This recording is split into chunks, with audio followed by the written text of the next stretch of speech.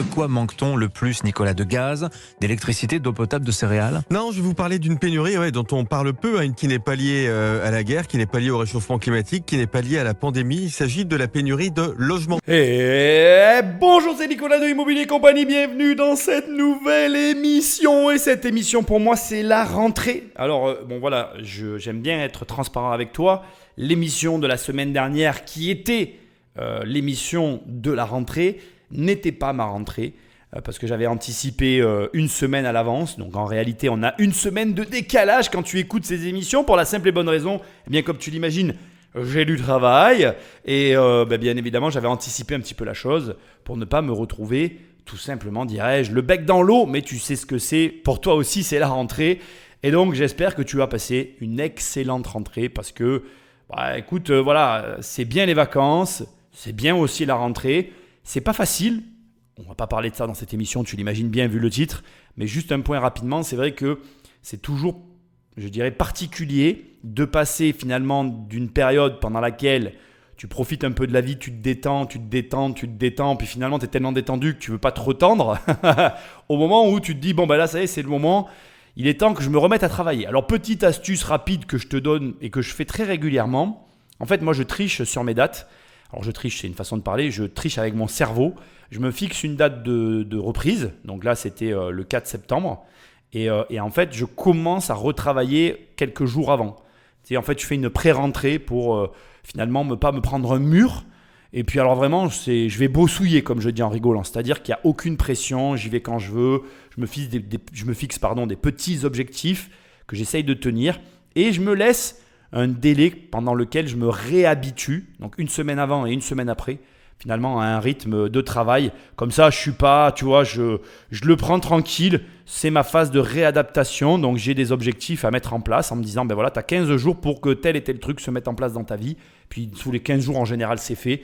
Et à partir de là, je sais que j'ai repris le travail. Voilà, c'était une petite intro que j'avais envie de te faire suite à ma journée. Alors au moment où tu écoutes cette émission, c'est le jour de la rentrée pour moi. C'est-à-dire que tu écoutes une émission avec une semaine de décalage et on est présentement là pour moi le 4 septembre. Et pour toi, au moment où tu vas écouter l'émission, on est 7 jours plus tard. Tu vois, on fait du voyage dans le temps aussi dans les émissions de l'Immobilier Compagnie. Bref, donc avant d'attaquer, je remercie Céline, fidèle auditrice que j'adore. Céline Martinez, d'ailleurs tu peux la chercher sur les réseaux, je vais y faire un petit peu de communication parce que je sais que le podcast est très écouté et Céline Martinez, c'est notamment elle qui tient le sommet de la réussite et d'autres activités en ligne. Je m'entends bien avec elle et on discute et puis elle me soumet régulièrement des sujets de podcast. Donc déjà je t'invite à faire des recherches sur elle, à travailler avec elle si jamais tu as envie de faire du développement personnel parce qu'elle est dans le dev perso. Moi je suis pas, je présume que je fais un peu de dev perso dans mes émissions, mais j'ai pas l'impression d'être dev perso, j'en sais rien. Bref, c'est un peu un méli-mélo compliqué dans ma tête. Ça doit être très simple pour toi. En attendant, elle est vraiment axée là-dessus. Donc si jamais tu es intéressé, n'hésite pas. Voilà, Céline Martinez, tu trouveras des informations. Je te laisse chercher, je suis pas inquiet. Tu vas la trouver. Et donc, sans surprise, elle m'a soumis le sujet de cette émission que j'ai validé immédiatement sur la crise immobilière qui se profile à l'horizon. Et alors bien évidemment, tu l'imagines, une émission haut en couleur puisque je suis d'accord avec certains éléments de l'analyse de cette chaîne YouTube, mais aussi, il faut quand même le préciser, je ne suis pas d'accord avec d'autres éléments. Et on va donc pouvoir, entre guillemets, un petit peu sur la base de travail de l'émission, creuser le sujet et voir toi et moi finalement ce qu'il en est. Attention, indépendamment de tout ce que je vais dire, je le répéterai toujours, je n'ai pas raison, je n'ai pas tort, personne n'a raison, personne n'a tort. Le but c'est de te forger ta propre opinion, de prendre tes propres décisions et d'avancer. Tu dois m'entendre et pas m'écouter. Tu entends les informations et tu n'écoutes que toi. Ce qui veut dire que tu as un libre arbitre et que tu dois prendre tes propres décisions. Et ce que je suis en train de te dire ici, c'est ce que je dis dans mes formations, c'est ce que je dis dans tous mes contenus. Je ne serai jamais parole d'évangile. Je ne considère même pas avoir échoué ou avoir réussi dans la vie. J'ai fait mon petit bonhomme de chemin. J'ai certes un patrimoine atypique et pas courant, puisque je ne rentre pas dans les cases conventionnelles par rapport à mon patrimoine immobilier, ça c'est certain. Mais en attendant, il y a des gens qui sont beaucoup plus gros que moi, il y a des gens qui sont beaucoup plus petits que moi. Et le but de tout ça, c'est pas de savoir où moi j'en suis ou quoi que ce soit, on s'en fout de moi, c'est toi. Et le but, c'est que ce soit toi qui arrive à tirer ton épingle du jeu. Un petit mot néanmoins quand même important, l'air de rien et de façon tout à fait amusante, le sujet de cette émission n'est ni plus ni moins que le sujet de mon livre qui sort. Et il est probable, là, au moment où je te parle, que d'un jour à l'autre sur Amazon, tu puisses le commander. Donc je te laisse le soin de chercher et de regarder régulièrement à partir du moment où tu vas écouter cette émission, parce que, et je dois te le dire, à ce stade, je veux que tu saches que tout est lancé et que d'un jour à l'autre, le livre sera présent. Et je veux aussi te le dire, malheureusement, et ce n'est pas pour refaire genre, je sais déjà qu'il va y avoir une rupture dès le début en fait. Il n'y en aura pas pour tout le monde, j'en suis désolé. Ce n'est pas que je ne voulais pas alimenter à la hauteur de la demande, c'est que les personnes avec lesquelles je travaille, comme c'est un nouveau livre, ne veulent pas prendre, finalement, on m'a expliqué en fait, je te dis ce qu'on m'a expliqué. En gros, si tu veux, quand tu lances un nouveau livre, tu ne peux pas alimenter les stocks comme les autres livres que tu vas avoir en vente. Et donc du coup, tes premiers livres qui sont envoyés donc à Amazon, à la Fnac, etc., les stocks sont extrêmement limités. Donc tu sais déjà dès le départ que tu vas être en rupture en fait. Alors il y en a qui jouent de ça sur le côté marketing. Alors voilà, je vais être en rupture, ouais, c'est génial, j'en vends tellement que je vais être en rupture. Moi je ne le vois pas tout à fait comme ça. Moi je me dis que tout le monde ne pourra pas l'avoir dès le départ. Et en plus le pire c'est qu'on m'a expliqué le temps que les fournisseurs dosent la demande, tu passes comme ça par une phase de rupture de stock à répétition que tu ne peux quasiment pas éviter. Bref, on ne va pas parler pendant des heures de mon livre, mais c'est mon actualité avec mon séminaire. Tu vas sur immobiliercompagnie.com. Dans l'onglet séminaire, il y a mon séminaire. Je te rappelle que c'est le 7 octobre. On est déjà une cinquantaine. C'est un séminaire où on peut être une centaine. Donc voilà, c'est le moment. Viens nous rejoindre. On va passer une excellente journée. Je suis en train de tout préparer. Ça va être énorme et j'espère que tu seras là. Bref, je vais arrêter tout mon blabla d'introduction. La rentrée, c'est fait. Le livre, c'est fait. Le séminaire, c'est fait. Pense à prendre le téléphone d'un ami, à l'abonner sauvagement, à me laisser des étoiles et un commentaire là où tu écoutes l'émission. Et puis, j'ai envie de dire bonne rentrée à Patrick. Et Patrick, Magnéto. Certains disent que notre belle France serait en pénurie de logements, quand d'autres prétendent au contraire que tout irait pour le mieux. Et si cette fois, personne n'avait réellement raison? Et si tout le monde détournait le regard, alors qu'en ce moment même, des Français de la classe moyenne sont contraints d'habiter dans des mobil-homes, et que des propriétaires n'ont d'autre choix que d'abandonner leur logement? Crise du logement en France, les locataires en déroute et la fin des petits propriétaires. Alors c'est le sujet de cette courte émission qui a été faite sur YouTube. Bon, tu la trouveras. Alors, je vais quand même te donner les informations parce que j'aime bien donner les informations sur les chaînes YouTube. Mon but, c'est pas de les vampiriser, mais bien d'apporter de l'eau au moulin et en même temps, finalement, de te les faire découvrir. Tu dois la connaître parce que la vidéo a été énormément vue. Le titre, c'est Crise immobilière, la fin des petits propriétaires en France. Comme tu l'auras vu, moi, j'ai légèrement changé le titre. L'idée ici, c'est simplement de t'apporter un regard différent. Là, tout de suite, je vais attirer ton attention sur un premier élément qui va être développé plus ou moins d'ailleurs dans l'analyse qui est faite par cette personne sur ce sujet-là. C'est l'inégalité, la disparité et voire même, comment je vais dire, ça se dit pas, c'est incomparable. Donc, comment on va dire, l'impossibilité de comparer les régions au niveau locatif tant l'immobilier est un micro-marché. Fais très attention quand tu entends ce genre d'informations. Parce que d'abord, là où tu te trouves, ça n'est pas la France, mais la France ne correspond jamais au lieu où tu te trouves. C'est-à-dire que, tout spécifiquement quand tu es parisien, lyonnais, dans les grandes métropoles françaises, l'erreur consisterait à croire que la réalité économique, sociale et sociétale dans laquelle tu vis est représentative de la France. La France, c'est, à mon sens, un des pays les plus inégalitaires au monde. C'est mon opinion personnelle et c'est lié à un contexte qui est très simple et j'en ai déjà parlé il y a longtemps dans des émissions, c'est que la France est un des seuls pays jacobiens au monde.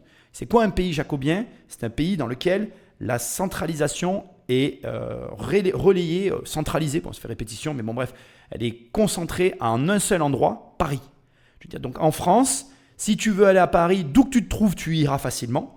Mais si tu veux aller à certains endroits de France, d'un autre endroit que Paris, tu y iras difficilement. Par exemple, je te donne un exemple tout bête. J'habite à Nîmes.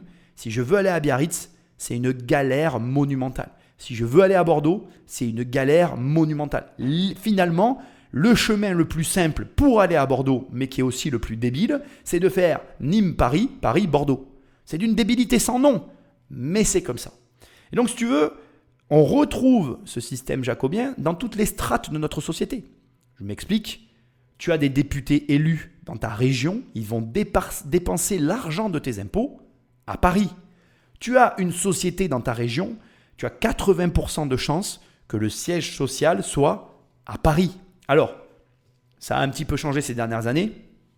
Aujourd'hui, je dis 80%, là où il y a quelques années en arrière, j'aurais dit 90% de chances.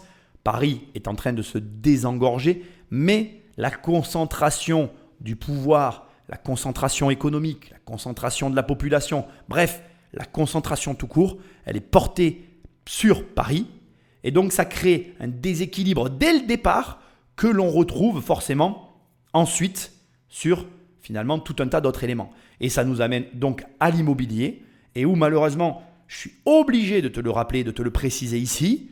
C'est vrai ce qu'ils disent. C'est vrai qu'il y a des personnes qui sont obligées de se loger dans des mobil-homes, mais dans certaines régions. Parce qu'à l'inverse, et j'aime à le rappeler, moi dans la région où je suis, je connais un coin où il y a une extrême pauvreté, mais qui n'est pas une pauvreté criminelle. C'est-à-dire que quand j'emploie le terme pauvreté, d'abord, j'aime pas trop ce terme parce que je n'y crois pas vraiment, mais bon, admettons, on va dire qu'il n'y a pas de grosses ressources économiques et c'est surtout une région dans laquelle il y a très peu de travail et où les gens finalement se sont accommodés des minima sociaux, mais où derrière aussi, il faut l'entendre et le savoir, l'immobilier, les prix de l'immobilier, l'accès à l'immobilier sont d'une facilité déconcertante. Tu as des logements de 50, 60, 80 mètres carrés pour 300-400 euros. Là, on est dans une région reculée de mon département, mais néanmoins, ça existe.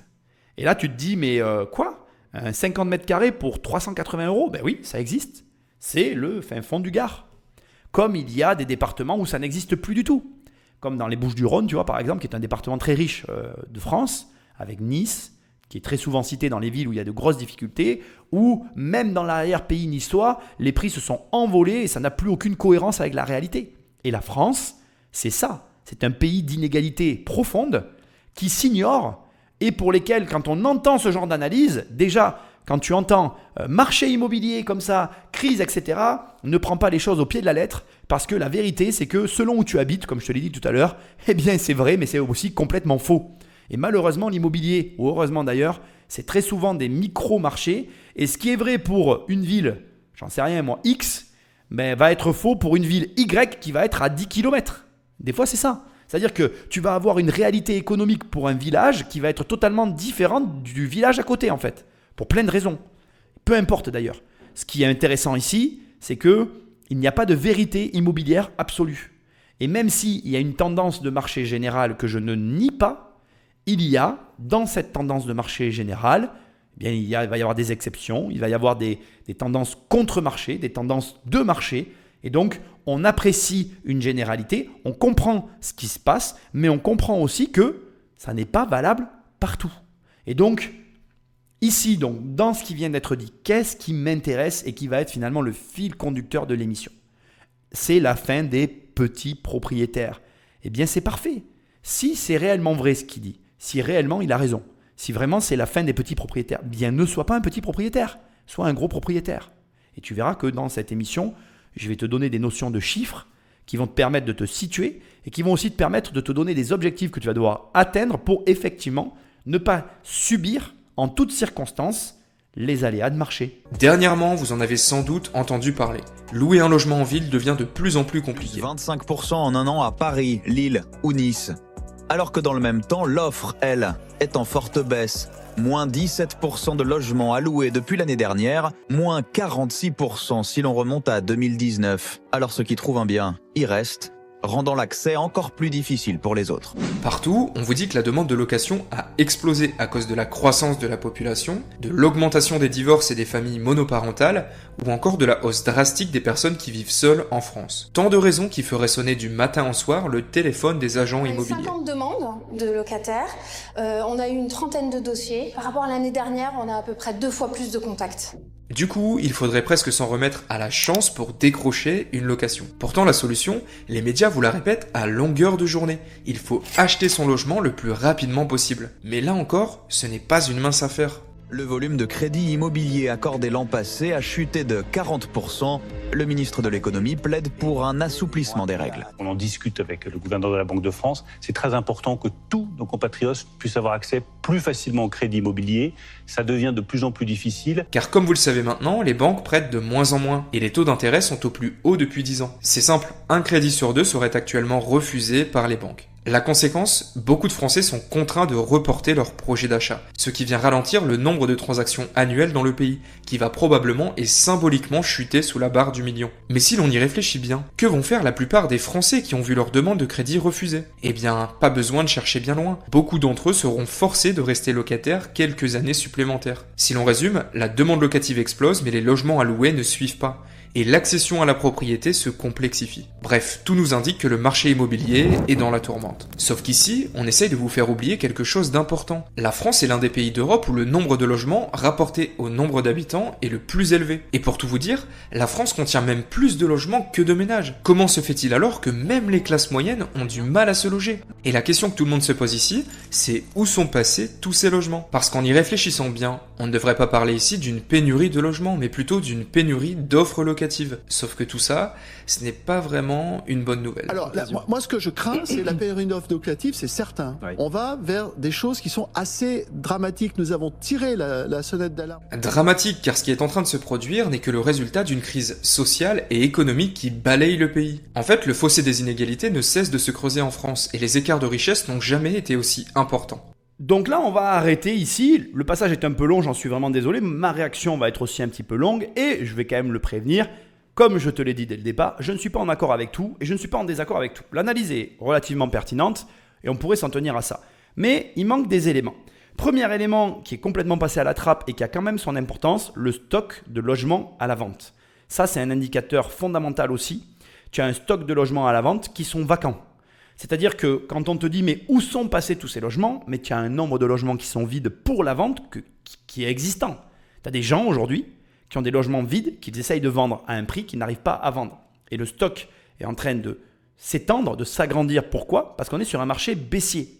Autant, et ces dernières années, si tu m'as suivi sur les réseaux, sur mes lives, etc., j'arrêtais pas de dire à tout le monde « vendez, vendez, vendez, vendez », parce qu'en fait, on était en flux tendu et ça s'achetait, ça s'achetait, ça s'achetait, ça s'achetait. Autant là, le marché s'est complètement renversé. Il s'est renversé, c'est-à-dire qu'on n'est plus du tout dans un marché haussier, on était dans un marché baissier. Et qu'est-ce qui se passe dans les marchés baissiers ? On a des vendeurs qui sont toujours ils ont toujours un train de retard. Donc ils sont à la page de l'année dernière. Ils nous demandent des prix à la vente qui ne sont absolument pas les prix de l'actualité. Ils ont raté le train de la vente, malheureusement, le train de la vente des prix élevés qu'il y avait encore il y a un an et demi. Et aujourd'hui, ils veulent vendre au même prix en ne voulant pas entendre qu'en fait, c'est plus possible. Que ne serait-ce que par la hausse des taux, le prix qu'ils demandent a été absorbé par les banques. C'est-à-dire qu'aujourd'hui, un vendeur, je te dis des bêtises sur les prix pour que ce soit simple, qui aurait vendu l'année dernière 100 000 euros, à cause de la hausse des taux, il va devoir vendre 80. Et c'est le vendeur qui perd de l'argent. Si tu veux qu'on parle en perte, même si je ne suis pas du tout d'accord avec ça, c'est quand même le vendeur qui perd de l'argent. Alors rapidement, pourquoi je ne suis pas d'accord avec ça ? Parce que souvent, et je le vois d'ailleurs, là il n'y a pas longtemps, je parlais avec un vendeur, il vendait des biens immobiliers qu'il avait achetés en francs. Et ouais, ça existe encore. Ces mecs-là te disent « Non, mais moi je ne veux pas me faire avoir. » Mais mec, tu as converti tes francs en euros, tu as multiplié par minimum 6 ta mise et tu ne veux pas baisser ton logement de 10 pouces, 20% parce que tu crois que tu es en train de te faire avoir. Mais j'ai envie de leur dire, mais de quoi tu parles quoi ? Essaye de remettre les pieds sur terre. Tu n'as pas vendu au bon moment, ton problème, mais maintenant il faut mettre les deux pieds sur terre, ça a baissé quoi. C'est dur. Je ne vais pas te mentir, c'est très dur. Il y a beaucoup de vendeurs qui ne veulent pas tout simplement l'entendre et ça ne va pas aller en s'arrangeant. De toute façon, pour l'instant, comme tu l'as entendu, notre ministre discute avec le gouverneur de la Banque de France, mais il ne fait que discuter. Même si, et je peux en parler puisque je vais en parler dans les lives, etc., durant l'été, ils ont décidé de lever le pied, en tout cas de relâcher la bride sur, je vais dire, les investisseurs locatifs. En gros, ce que j'essaye de te dire, c'est qu'ils vont essayer de refavoriser ou de permettre à ceux qui veulent investir dans l'immobilier de pouvoir investir et donc d'avoir à nouveau accès au crédit. En attendant, les gens qui veulent acheter leur maison restent dans une situation compliquée et doivent apporter aux banques toujours plus finalement de garantie. Donc aujourd'hui, pour avoir un crédit à la banque, il te faut de l'apport et une bonne situation financière.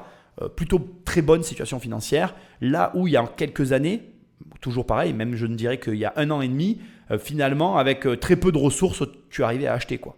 Alors, qu'on soit très clair, toi et moi, la situation post-Covid était tout autant anormale que, pas la situation qu'on est en train de vivre, mais que certaines situations qu'on a déjà vécues. Ça n'est pas normal, je suis désolé de te le dire, de prêter de l'argent à quasiment tout le monde. Il faut quand même qu'il y ait, je ne suis pas pour qu'il y ait une barrière à l'entrée, mais il y a une forme de logique pour moi dans le fait d'amener de l'apport et d'amener certaines garanties. Ça ne peut pas être la banque qui amène tout l'argent. Ça n'a pas de sens. C'est mon opinion, mais bon, ça n'engage que moi encore une fois. Mais bon, bref. Aujourd'hui, on n'a ni plus ni moins qu'un retour à la normale qui est assez mal vécu par beaucoup de personnes, mais qui n'a rien d'alarmant à mes yeux. Il n'y a rien d'alarmant. Maintenant, on te dit aussi dans ce qui vient d'être dit ici, où est passé ce stock de logements ? Y a-t-il réellement, on pose la question, y a-t-il réellement une crise du logement, sachant qu'il y a plus de logements que finalement que de personnes qui y ont accès. Alors moi, je vais aussi répondre à cette question, pas à cette question, mais je vais amener un argument que j'amène tout le temps, qui est à mon sens largement sous-évalué par bon nombre de nos amis investisseurs et membres de la famille, c'est le nombre d'étrangers qui achètent en France. Et là, je suis obligé de le reconnaître parce que, bien évidemment, ton humble serviteur a fait des recherches et tu vas voir que les statistiques ne me donnent pas raison. Seul 1,5% des biens immobiliers résidentiels en France appartiennent à des personnes non résidentes. Donc ça veut dire que soit ce que moi je vois sur mon secteur, est une aberration et donc c'est mon secteur qui est très prisé et les 1,5% des étrangers qui achètent en France, ils achètent tous dans ma région, ce qui m'étonnerait fortement, mais bon voilà. Soit, alors les chiffres sont de 2019, ce sont des chiffres qui viennent de la source C, attends je suis en train de te le dire, c'est le ministère du logement, donc c'est une source qui n'est pas à remettre en cause, c'est l'État. Voilà, j'ai que des sources de l'État et de l'INSEE. Bon bref, je suis un peu déçu de ce que je suis en train de voir, ça c'est pour 2019, je suis assez surpris. Je suis dubitatif. Je vais t'avouer que malheureusement, je suis obligé de faire confiance à ces chiffres. Je n'ai pas la science infuse, mais j'avoue que moi, aujourd'hui, pour moi, le marché de l'étranger en France représente quelque chose d'important. Parce qu'on a des étrangers qui achètent. Mais bon, donc ça veut dire que j'ai tort. Et que donc, malheureusement, on ne peut pas expliquer le fait qu'il y ait des logements détenus par des étrangers qui justifie le fait qu'il y ait moins de logements sur le marché. Autre élément intéressant que tu dois savoir, c'est que depuis 1985, en fait, il y a une part de progression quasiment continue sur la propriété des ménages. C'est-à-dire qu'actuellement, en France, on a 57,7% des ménages qui sont propriétaires de leur résidence principale. Et ça n'a fait que grossir depuis 1985. Ça veut dire que les gens achètent leur résidence principale. Par contre, il y a une explication rationnelle qui explique la raison pour laquelle il y ait autant de logements vacants et qui ne sont finalement pas occupés ou qui sont,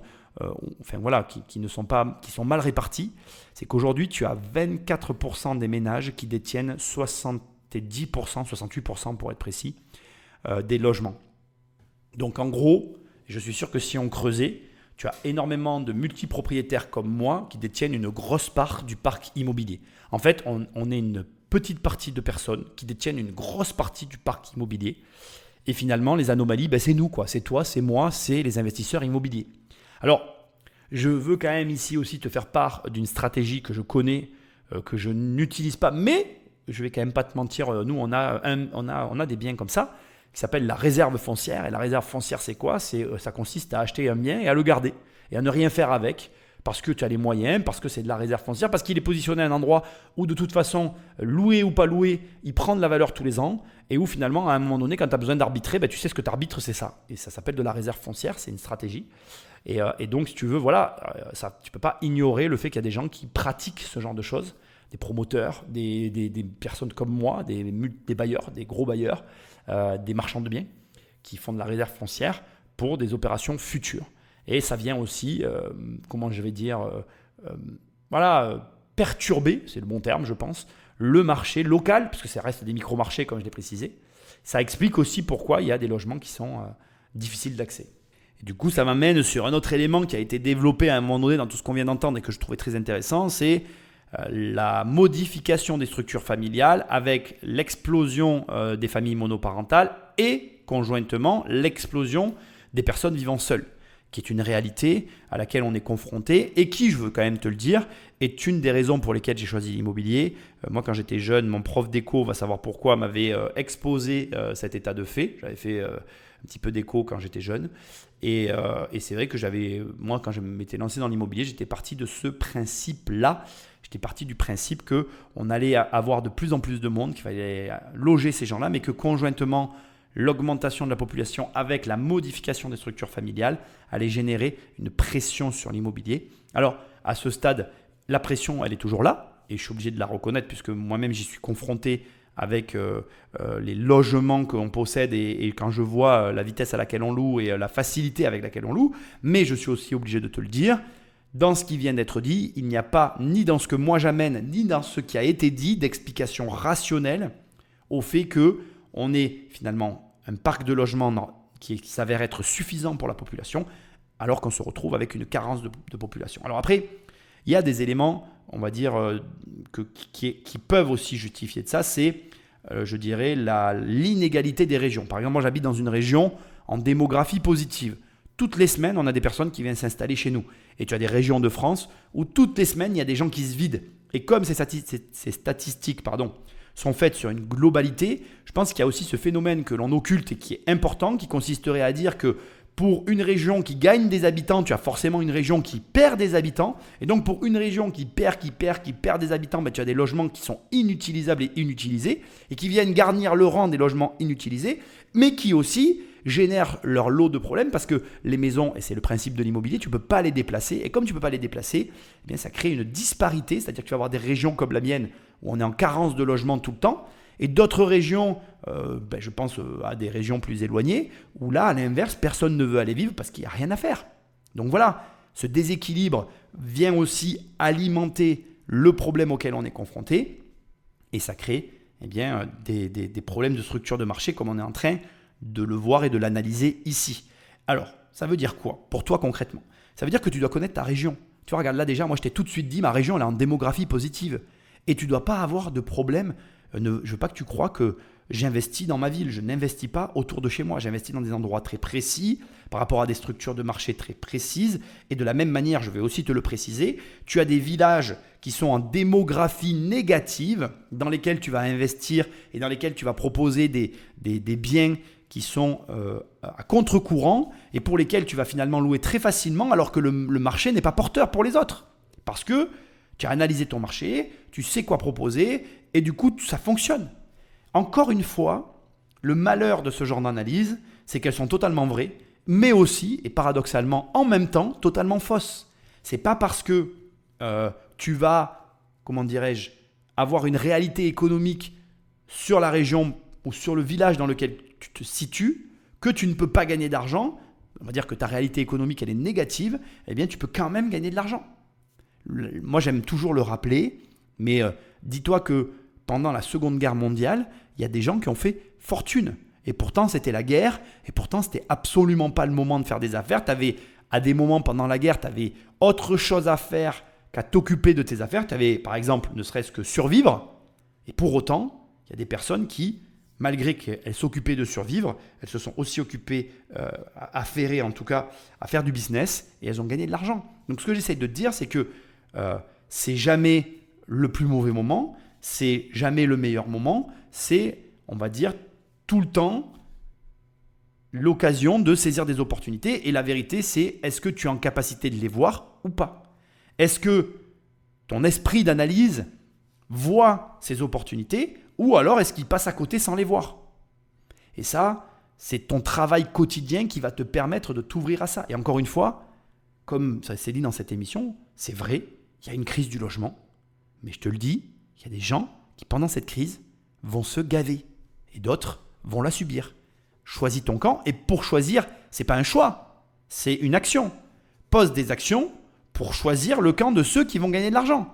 Mais si tu ne poses pas d'action, viens pas te plaindre. Tout ça, c'est un tournant majeur de ces 15 dernières années, avec une classe moyenne qui est en train de se disloquer en deux parties, les nouveaux pauvres et les nouveaux riches. Et dans un monde où les règles du jeu sont dictées par le capitalisme, les plus forts ont tout intérêt à garder les cartes en main. Car si vous ne comprenez pas les règles du jeu, vous pourriez bientôt être laissé sur le côté. Ah là là, c'est de bonne guerre, et ce qui est très amusant dans ce reportage, c'est qu'il utilise les mêmes mécaniques que moi j'utilise avec les pauvres et les riches, qui n'existe pas vraiment. En réalité, comme il le dit, c'est un problème de compréhension. Et tes résultats financiers sont liés, pour partie bien évidemment, à ce que tu comprends de ce qui se passe autour de toi, mais aussi et surtout à ce que tu fais par rapport à ce que tu comprends. Je m'explique, il y a beaucoup de gens, quand je leur explique finalement la situation et la manière dont fonctionne le monde, qui comprennent ce que je leur dis, mais qui pour autant ne font rien derrière. Et malheureusement, si tu ne fais rien derrière, tu vas aller rejoindre la classe des pauvres. Même si, en définitive, je suis aussi obligé de le dire, ce qu'on appelle un pauvre aujourd'hui, c'est un riche d'il y a quelques années en arrière. Je veux dire, aujourd'hui, la pauvreté n'existe plus vraiment. La pauvreté, telle qu'on la qualifie actuellement, n'est qu'un manque de moyens, mais pas de confort. Tu prends un pauvre actuellement, on va dire quelqu'un qui gagne 1 000 € par mois, 1 200 € par mois, qui va avoir un loyer, qui va avoir une vie classique en France, qui va être assimilé. C'est pas la pauvreté en France, je crois que le seuil de pauvreté en France c'est 700 €. Et c'est pas très grave le montant du seuil de pauvreté. Ce que j'essaye de t'expliquer, c'est qu'en France, avec les aides sociales, etc., et tout ce que tu peux avoir, que tu gagnes 700 ou 1 200 € avec un loyer que tu payes, pour moi ça revient au même. Et ce que j'essaye de dire, c'est que quand tu vois la qualité des logements actuels, et même quand tu prends, entre guillemets, ceux de plus mauvaise qualité, électricité, toilettes, etc., et même si derrière, tu as très peu de moyens pour avoir très peu de loisirs, ta vie au quotidien, elle est beaucoup plus confortable que ce que moi, je considère être comme une réelle pauvreté. La vraie pauvreté, pour moi, ce n'est pas ce qu'on a en France. Alors, certes, quand tu as des personnes qui vont commencer à vivre dans la rue, là, on va parler de pauvreté, et c'est une réalité. Mais après, des personnes qui vivent dans la rue, malheureusement, il faut commencer aussi à faire un distinguo entre ceux qui veulent vivre dans la rue, parce qu'il y en a, et c'est assez fou, mais c'est vrai. Et pour en connaître quelques-uns autour de moi, malheureusement d'ailleurs, c'est un choix. Il y a des personnes que tu ne peux pas aider en fait, vraiment.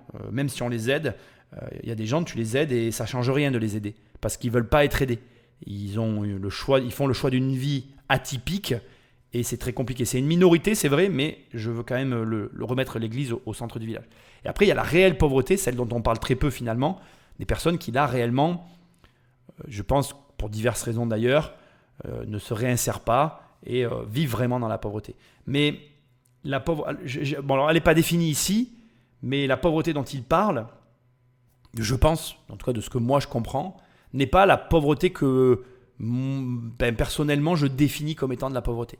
Indépendamment de tout ça, pour rester dans ce registre, la vérité c'est que soit tu vas utiliser les outils qui sont à ta disposition et qui te permettent de lutter contre les choix des gouvernements, parce que c'est à peu près ça la réalité, soit tu ne veux pas lutter contre les choix du gouvernement, tu subis les choix du gouvernement, et dans ces cas-là, eh bien malheureusement tu vas passer à côté de ton potentiel financier. Et je vais plutôt le dire comme ça en définitive.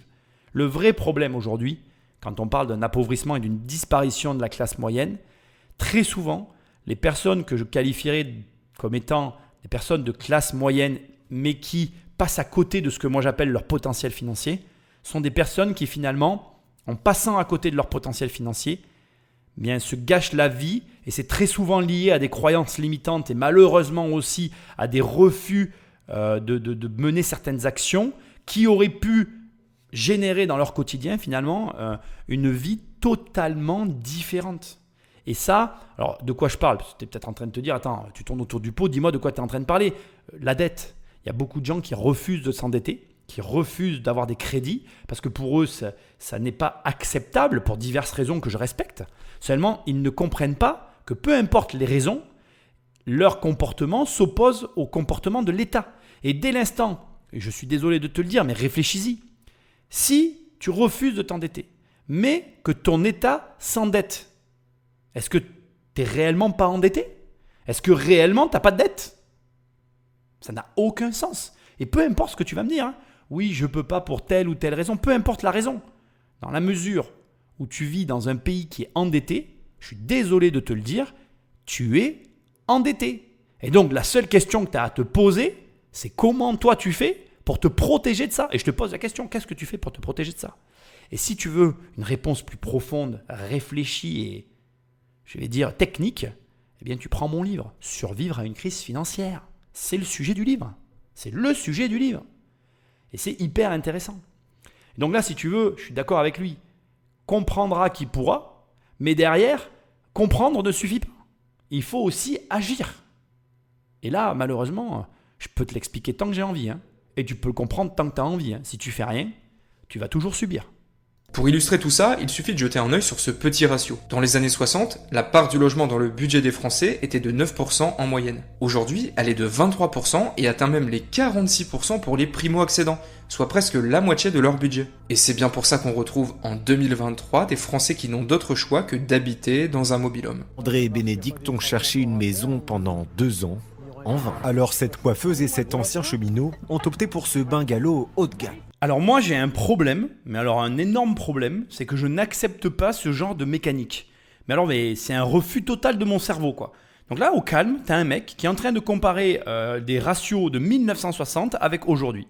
Le gars te dit, regardez, dans les années 60, la part du logement pesait 9% sur le poids des ménages et aujourd'hui ça pèse 23%. Mais ça n'a aucun sens en fait. En 1960, il n'y avait pas Internet.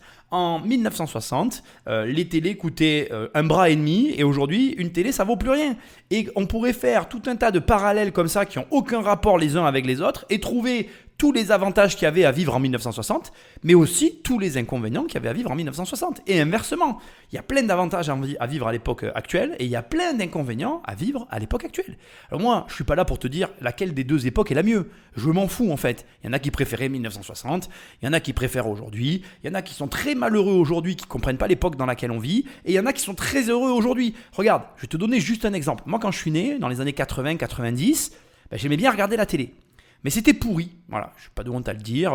Moi, j'ai connu l'époque où il y avait 5 chaînes télé, où tu n'avais pas de choix, et où finalement, ce qu'on te proposait, tu devais le recevoir béatement et être heureux déjà, parce que c'était déjà très bien, et on n'avait pas le choix. Et aujourd'hui, je regarde plus du tout la télé, je me divertis autrement, et je suis beaucoup plus heureux maintenant qu'à un moment donné de ma vie, où je ne supportais plus la télé, parce que ça me rendait fou.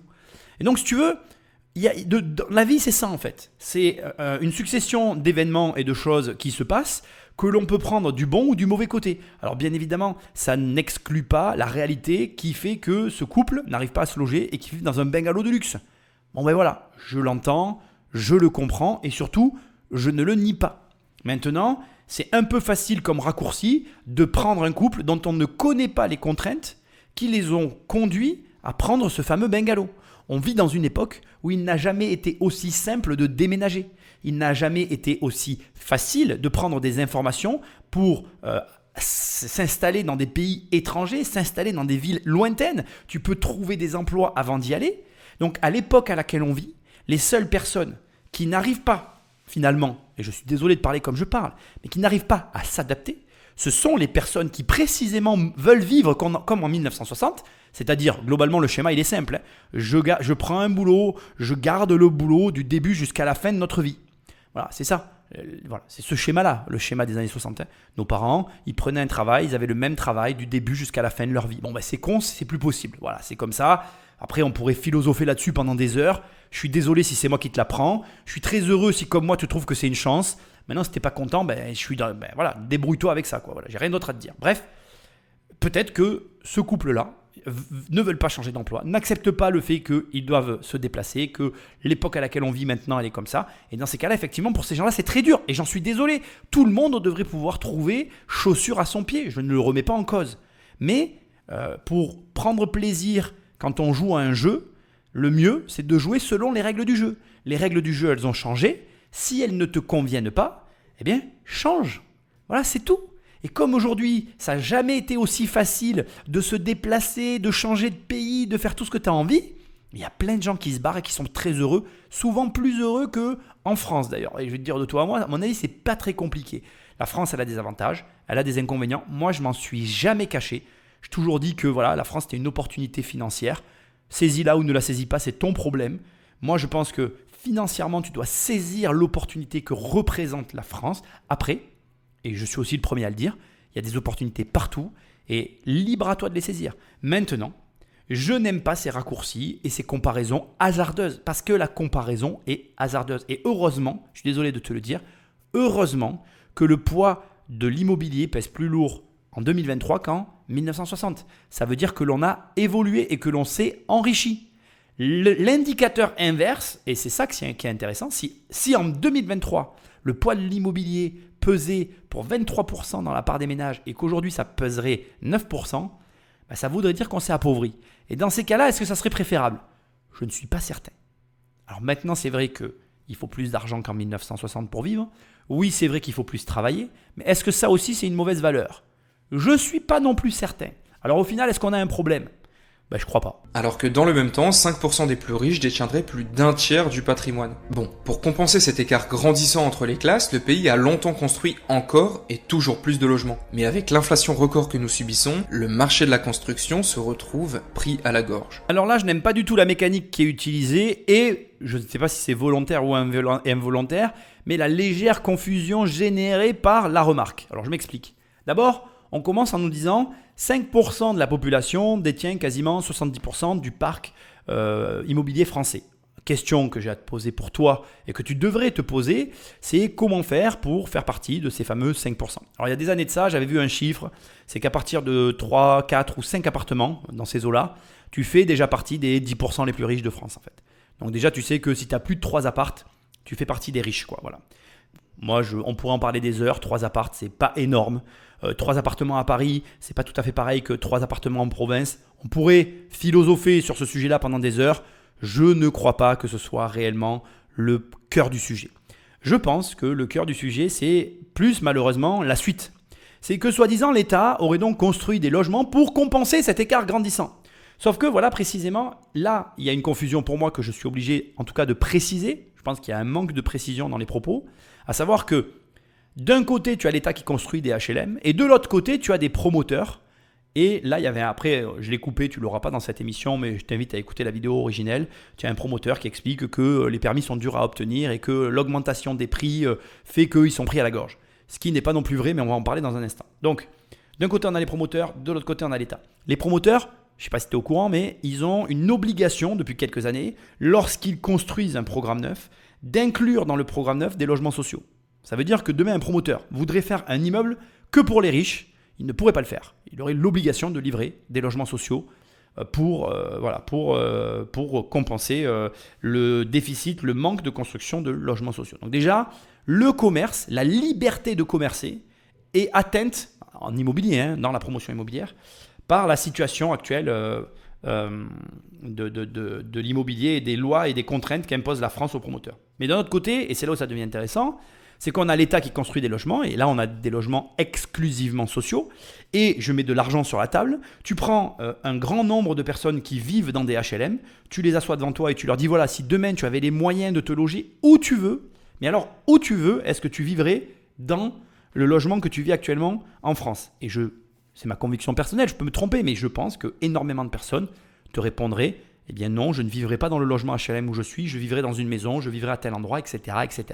Ça veut dire que, ça c'est intéressant, c'est un élément que je n'entends jamais d'ailleurs, nulle part. On a dans notre parc national français une partie des logements construits par l'État dont personne ne veut, et c'est pire encore que ce que tu imagines. Ceux qui finissent par atterrir là, parce qu'il y a toujours quelqu'un, parce que la nature a horreur du vide et puis ça finit par atterrir là, c'est souvent des personnes qui ne sont pas qui sont très peu recommandables, des personnes avec lesquelles il va y avoir des problèmes avec le voisinage, enfin bref, une population très compliquée à gérer, mais qui vient s'installer là où il reste de la place. Et je les comprends aussi, c'est malheureux ce que je vais dire là, mais je le pense profondément. À un moment donné, demain, tu dors dehors et puis tu vois qu'il y a un appartement qui est vide depuis des mois, au bout d'un moment, tu finis par aller dans l'appartement. Je ne les blâme pas, je m'excuse, mais c'est vrai. Alors après, l'appartement, il appartient à quelqu'un, etc. Mais moi, ce sur quoi je veux mettre le doigt, c'est qu'il y a comme ça tout un pan de logements en France dont personne ne parle, mais surtout dont personne ne veut. Et le pire, et ça je veux quand même le dire aussi publiquement, c'est qu'il existe une tranche très petite et très peu connue d'investisseurs dont la stratégie réside essentiellement sur ces logements-là. On parle d'investisseurs qui achètent des logements, qui vont louer un petit peu à n'importe qui. C'est pas vraiment important pour eux qui va être dans le logement. Ce qui est important pour eux, c'est de toucher la CAF. C'est ce que moi j'appelle la stratégie CAF. Et juste pour que information, je vais quand même te donner un prix parce que moi on m'en propose des logements comme ça. On parle de logements à 6 000 euros. Donc moi je vais te donner les chiffres d'un logement qu'on m'a proposé à 6 600 euros pour être très précis. 6 600 euros, t'entends bien le truc, hein, c'est un virement pour moi. J'ai l'argent en permanence sur mes comptes. Hein, c'est même pas, je veux dire, acheter un logement comme ça, c'est pas une réflexion, tu vois, c'est un virement. C'est paf, je fais un virement, c'est à moi. Sur ces logements-là, d'accord, on a 405 euros de CAF. Donc 405 euros de CAF, d'accord, x 12, divisé par 6 600 euros. Je ne sais pas si tu es au courant, le prix final d'un logement comme ça, c'est 6 600 plus 1 500 qui représente les frais annexes. On est sur un prix total de 8 100 euros à brûle-sur-point. 405 x 12 divisé par 8 100 euros. Je suis en train de faire le calcul avec toi. Rentabilité 60%. Je te laisse un petit blanc parce que t'aimes pas l'argent. Le truc, il est remboursé en 1 an et demi. Alors moi, je ne peux pas faire ce genre de projet. C'est impossible pour moi, ça ne m'intéresse pas. On est vraiment dans un cadre très particulier. Tu as un rapport avec la CAF, tu n'as aucun rapport avec tes locataires, tu ne sais pas qui habite là. Tu peux recevoir des courriers. Enfin, je ne vais pas rentrer dans l'explication, mais on parle vraiment d'une stratégie très particulière. Mais ça existe. Hein. Moi, aujourd'hui, ici, par exemple, à Nîmes, je peux très, très, très facilement t'orienter sur des tours où des logements se vendent dans ces prix-là. On est dans des prix alors ça a un peu augmenté aujourd'hui. Là, le prix que je te donne, il date d'il y a quelques années. Allez, aujourd'hui, tu tournes entre 10 et 20 000 euros le logement. Mais même si tu fais le même calcul, on est toujours sur la même typologie de logement. Hein. Même si tu fais le même calcul, à savoir 4 860 euros divisé, allez, on prend le prix le plus haut par 20 000 euros, tu es quand même à 24% de rentabilité. Donc, j'ai envie de te dire, et tu le prendras comme tu as envie, qui te propose une rentabilité pareille, payée par l'État? Moi, je connais certaines personnes en rigolant qui me disent « Mais je suis fonctionnaire, Nicolas », ce qui n'est pas faux. Sauf que ces logements-là, personne n'en veut. Voilà. Et il y en a des vides. Donc, c'est bien beau de parler de la crise immobilière en France, mais on a des problèmes structurels autrement plus graves dont personne ne parle. Voilà. Je ne sais pas si tu avais déjà entendu tout ce que je suis en train de te dire. Peut-être que oui, peut-être que non, j'en sais rien, ce n'est pas mon problème. En attendant, personne n'en parle de ça. Et ces logements-là, on les a à la vente et on n'a personne qui veut les acheter. Alors, on a, comme je te l'ai dit, des personnes stratégiquement qui sont positionnées sur ces marchés-là, mais ce sont des gens qui tournent avec des gros patrimoines. Hein. Tu imagines bien que quand tu achètes des logements entre 10 et 20 000 euros, on va prendre des prix un peu plus hauts, tu peux en acheter beaucoup. Du coup, tu peux rapidement te dégager un revenu conséquent. Mais bref, tu vois bien que c'est facile de dire qu'il y a 5% des gens qui possèdent 70% de la propriété en France. Mais est-ce que, par exemple, question que j'ai à te poser, est-ce que tu es envieux de la personne qui va avoir, je te dis un chiffre un peu au hasard, 50 logements dans des HLM comme ça? Parce qu'il y en a, c'est leur cas. Hein. Est-ce que tu es envieux de ces personnes-là qui s'encaissent 50 CAF par mois?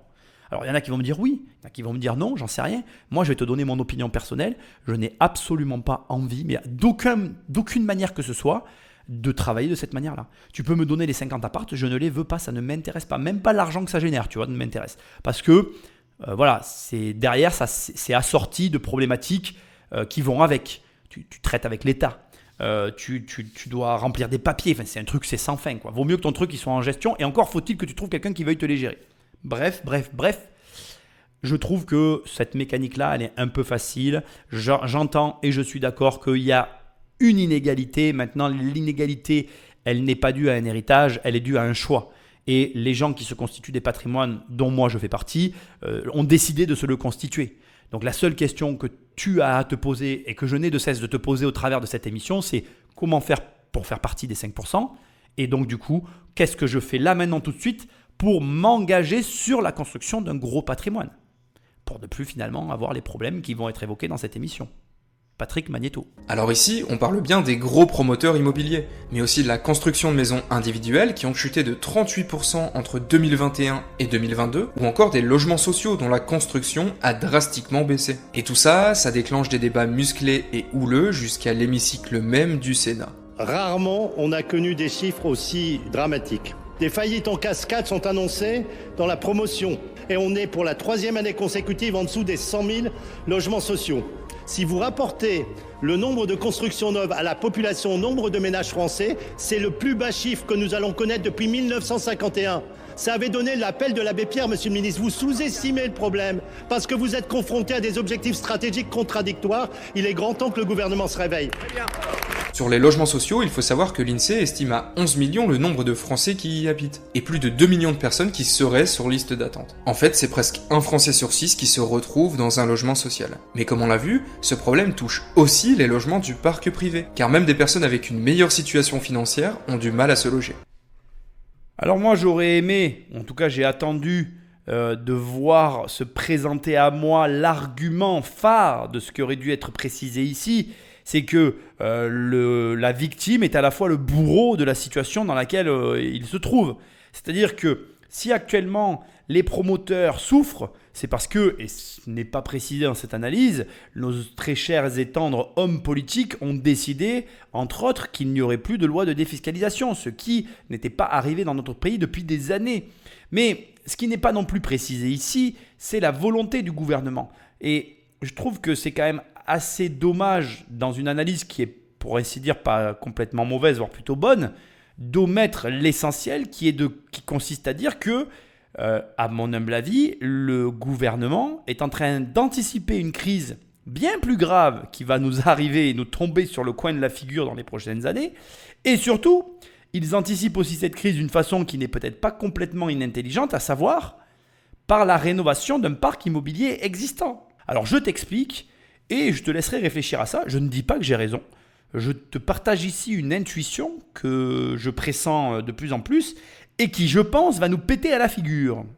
Figure-toi que tu es au courant, mais que la crise que nous traversons sur les retraites en France est entre autres liée à l'anomalie, je ne sais même pas comment il faut appeler ça, à l'anomalie natale que représente le baby-boom.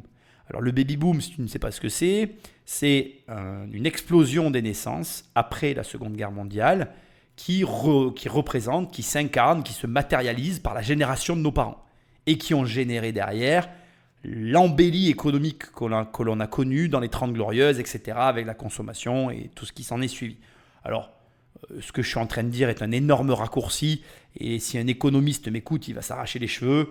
C'est pas tout à fait vrai, mais globalement, il y a eu un baby-boom, et ce baby-boom a généré un papy-boom que nous sommes en train de vivre, avec les conséquences négatives qu'il génère, à savoir le dysfonctionnement de notre système de retraite. La prochaine étape, l'après-papy-boom, c'est, je ne sais pas comment on appelle ça, ça va être une explosion des décès. Alors j'ai déjà parlé de ce phénomène dans plusieurs de mes émissions et vidéos. Le fait est que l'on meurt beaucoup plus vite que l'on arrive à l'âge adulte.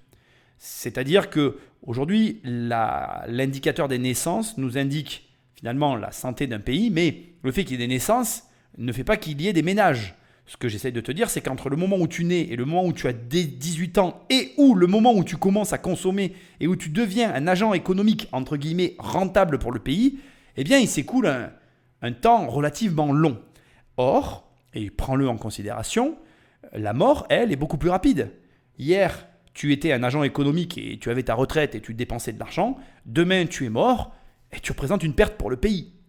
Et pour remplacer nos morts, il nous faut, à contrario, des agents économiques qui viennent les compenser, mais ceux-là mettent beaucoup plus de temps à devenir des agents économiques qu'ils ne prennent de temps pour mourir, malheureusement.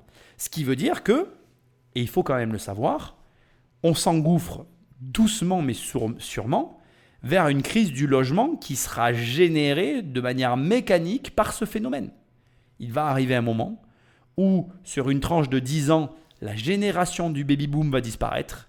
Cette génération disparaissant, elle entraînera avec elle dans sa chute, je le pense, une forme de crise immobilière, due au fait que cette génération-là, qui a eu la possibilité d'acheter des actifs immobiliers à des prix que nous ne connaîtrons jamais, les ont achetés et pour la plupart ont acquis des résidences secondaires qui vont se retrouver tout en même temps sur le marché et qui vont générer le lot de problèmes que j'évalue, voilà, comme ça. C'est une discussion que j'ai avec toi, je ne te dis pas que j'ai raison, c'est ce que je ressens, c'est ce que je pressens, c'est ce qu'il me semble qu'il va advenir dans le futur et que nous allons y être confrontés.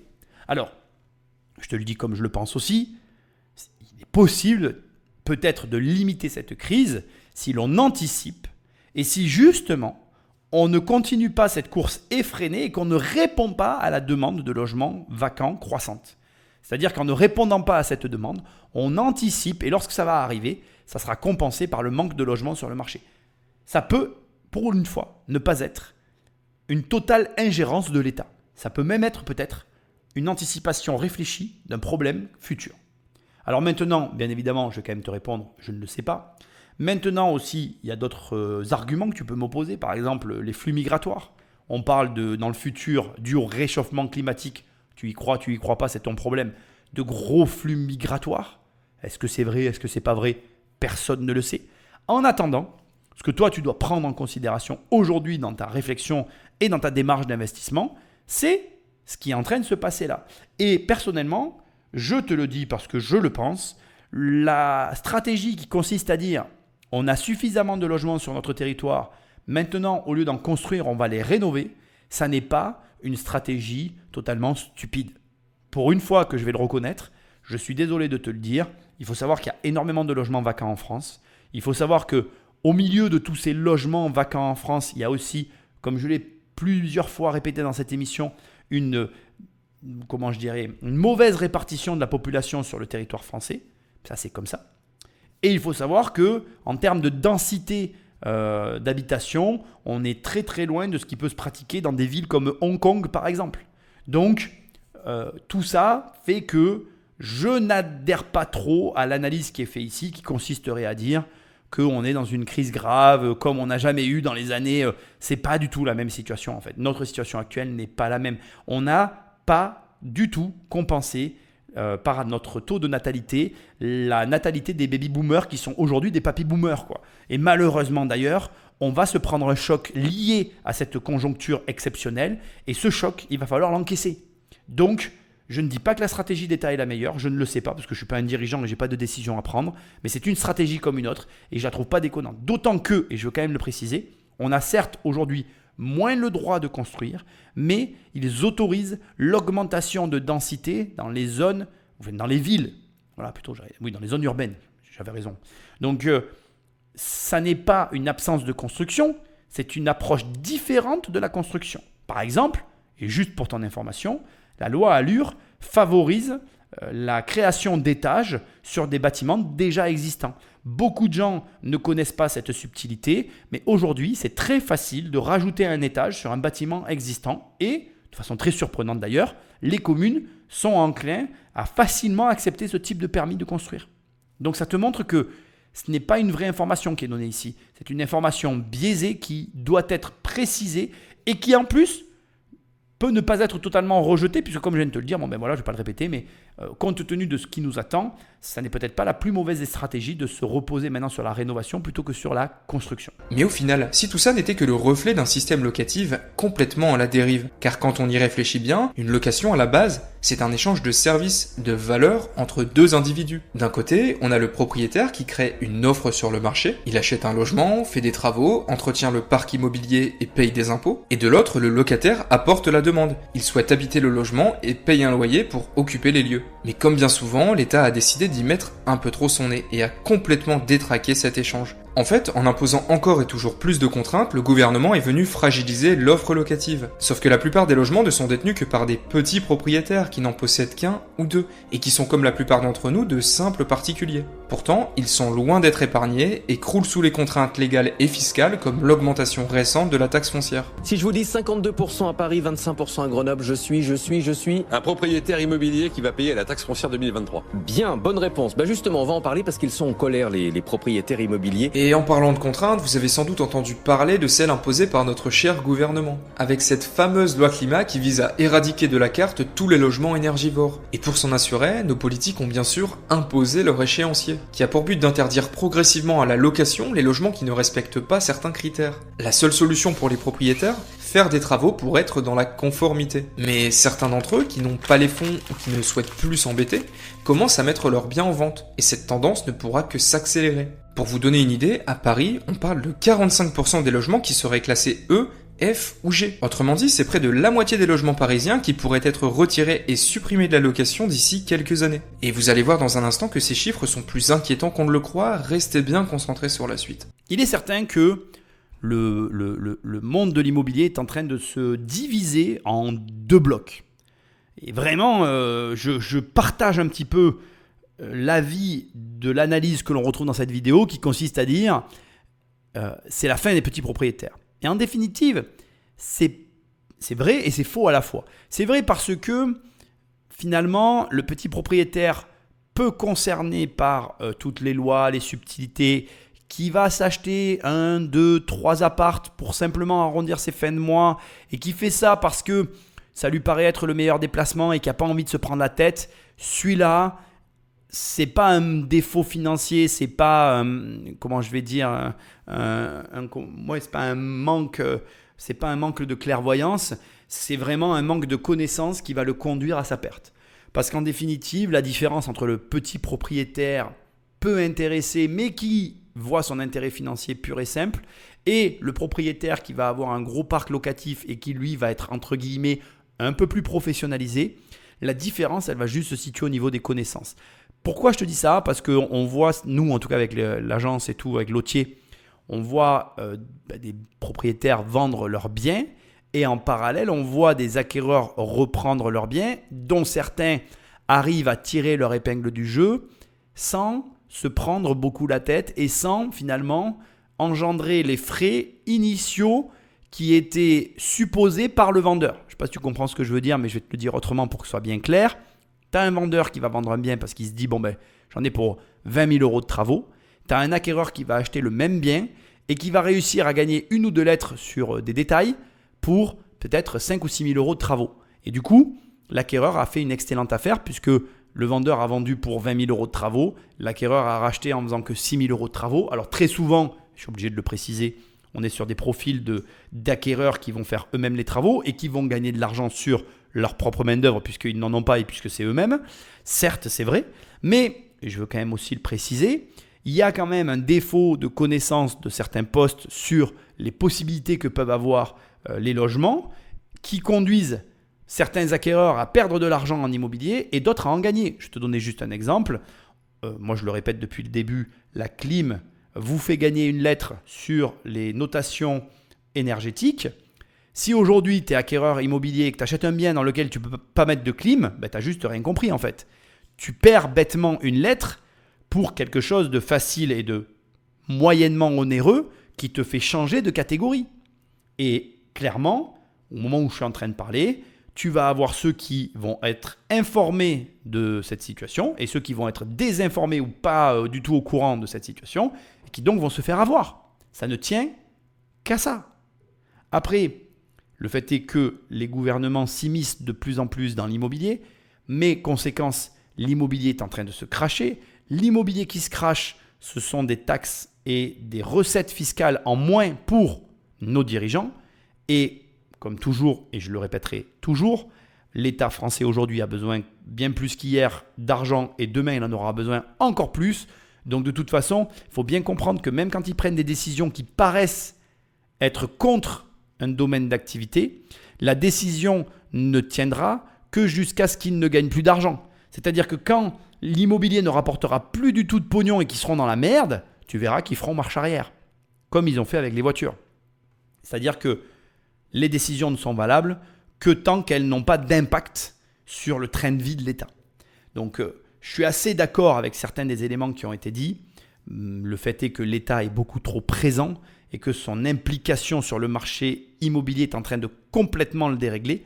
Maintenant, ce que je trouve qui est totalement ironique et qui est totalement aussi involontaire, c'est que l'État intervient sur les marchés immobiliers français dans l'objectif de réduire les prix et que pour l'instant, ces interventions ne parviennent pas à atteindre la cible. Aujourd'hui, les prix ne baissent pas.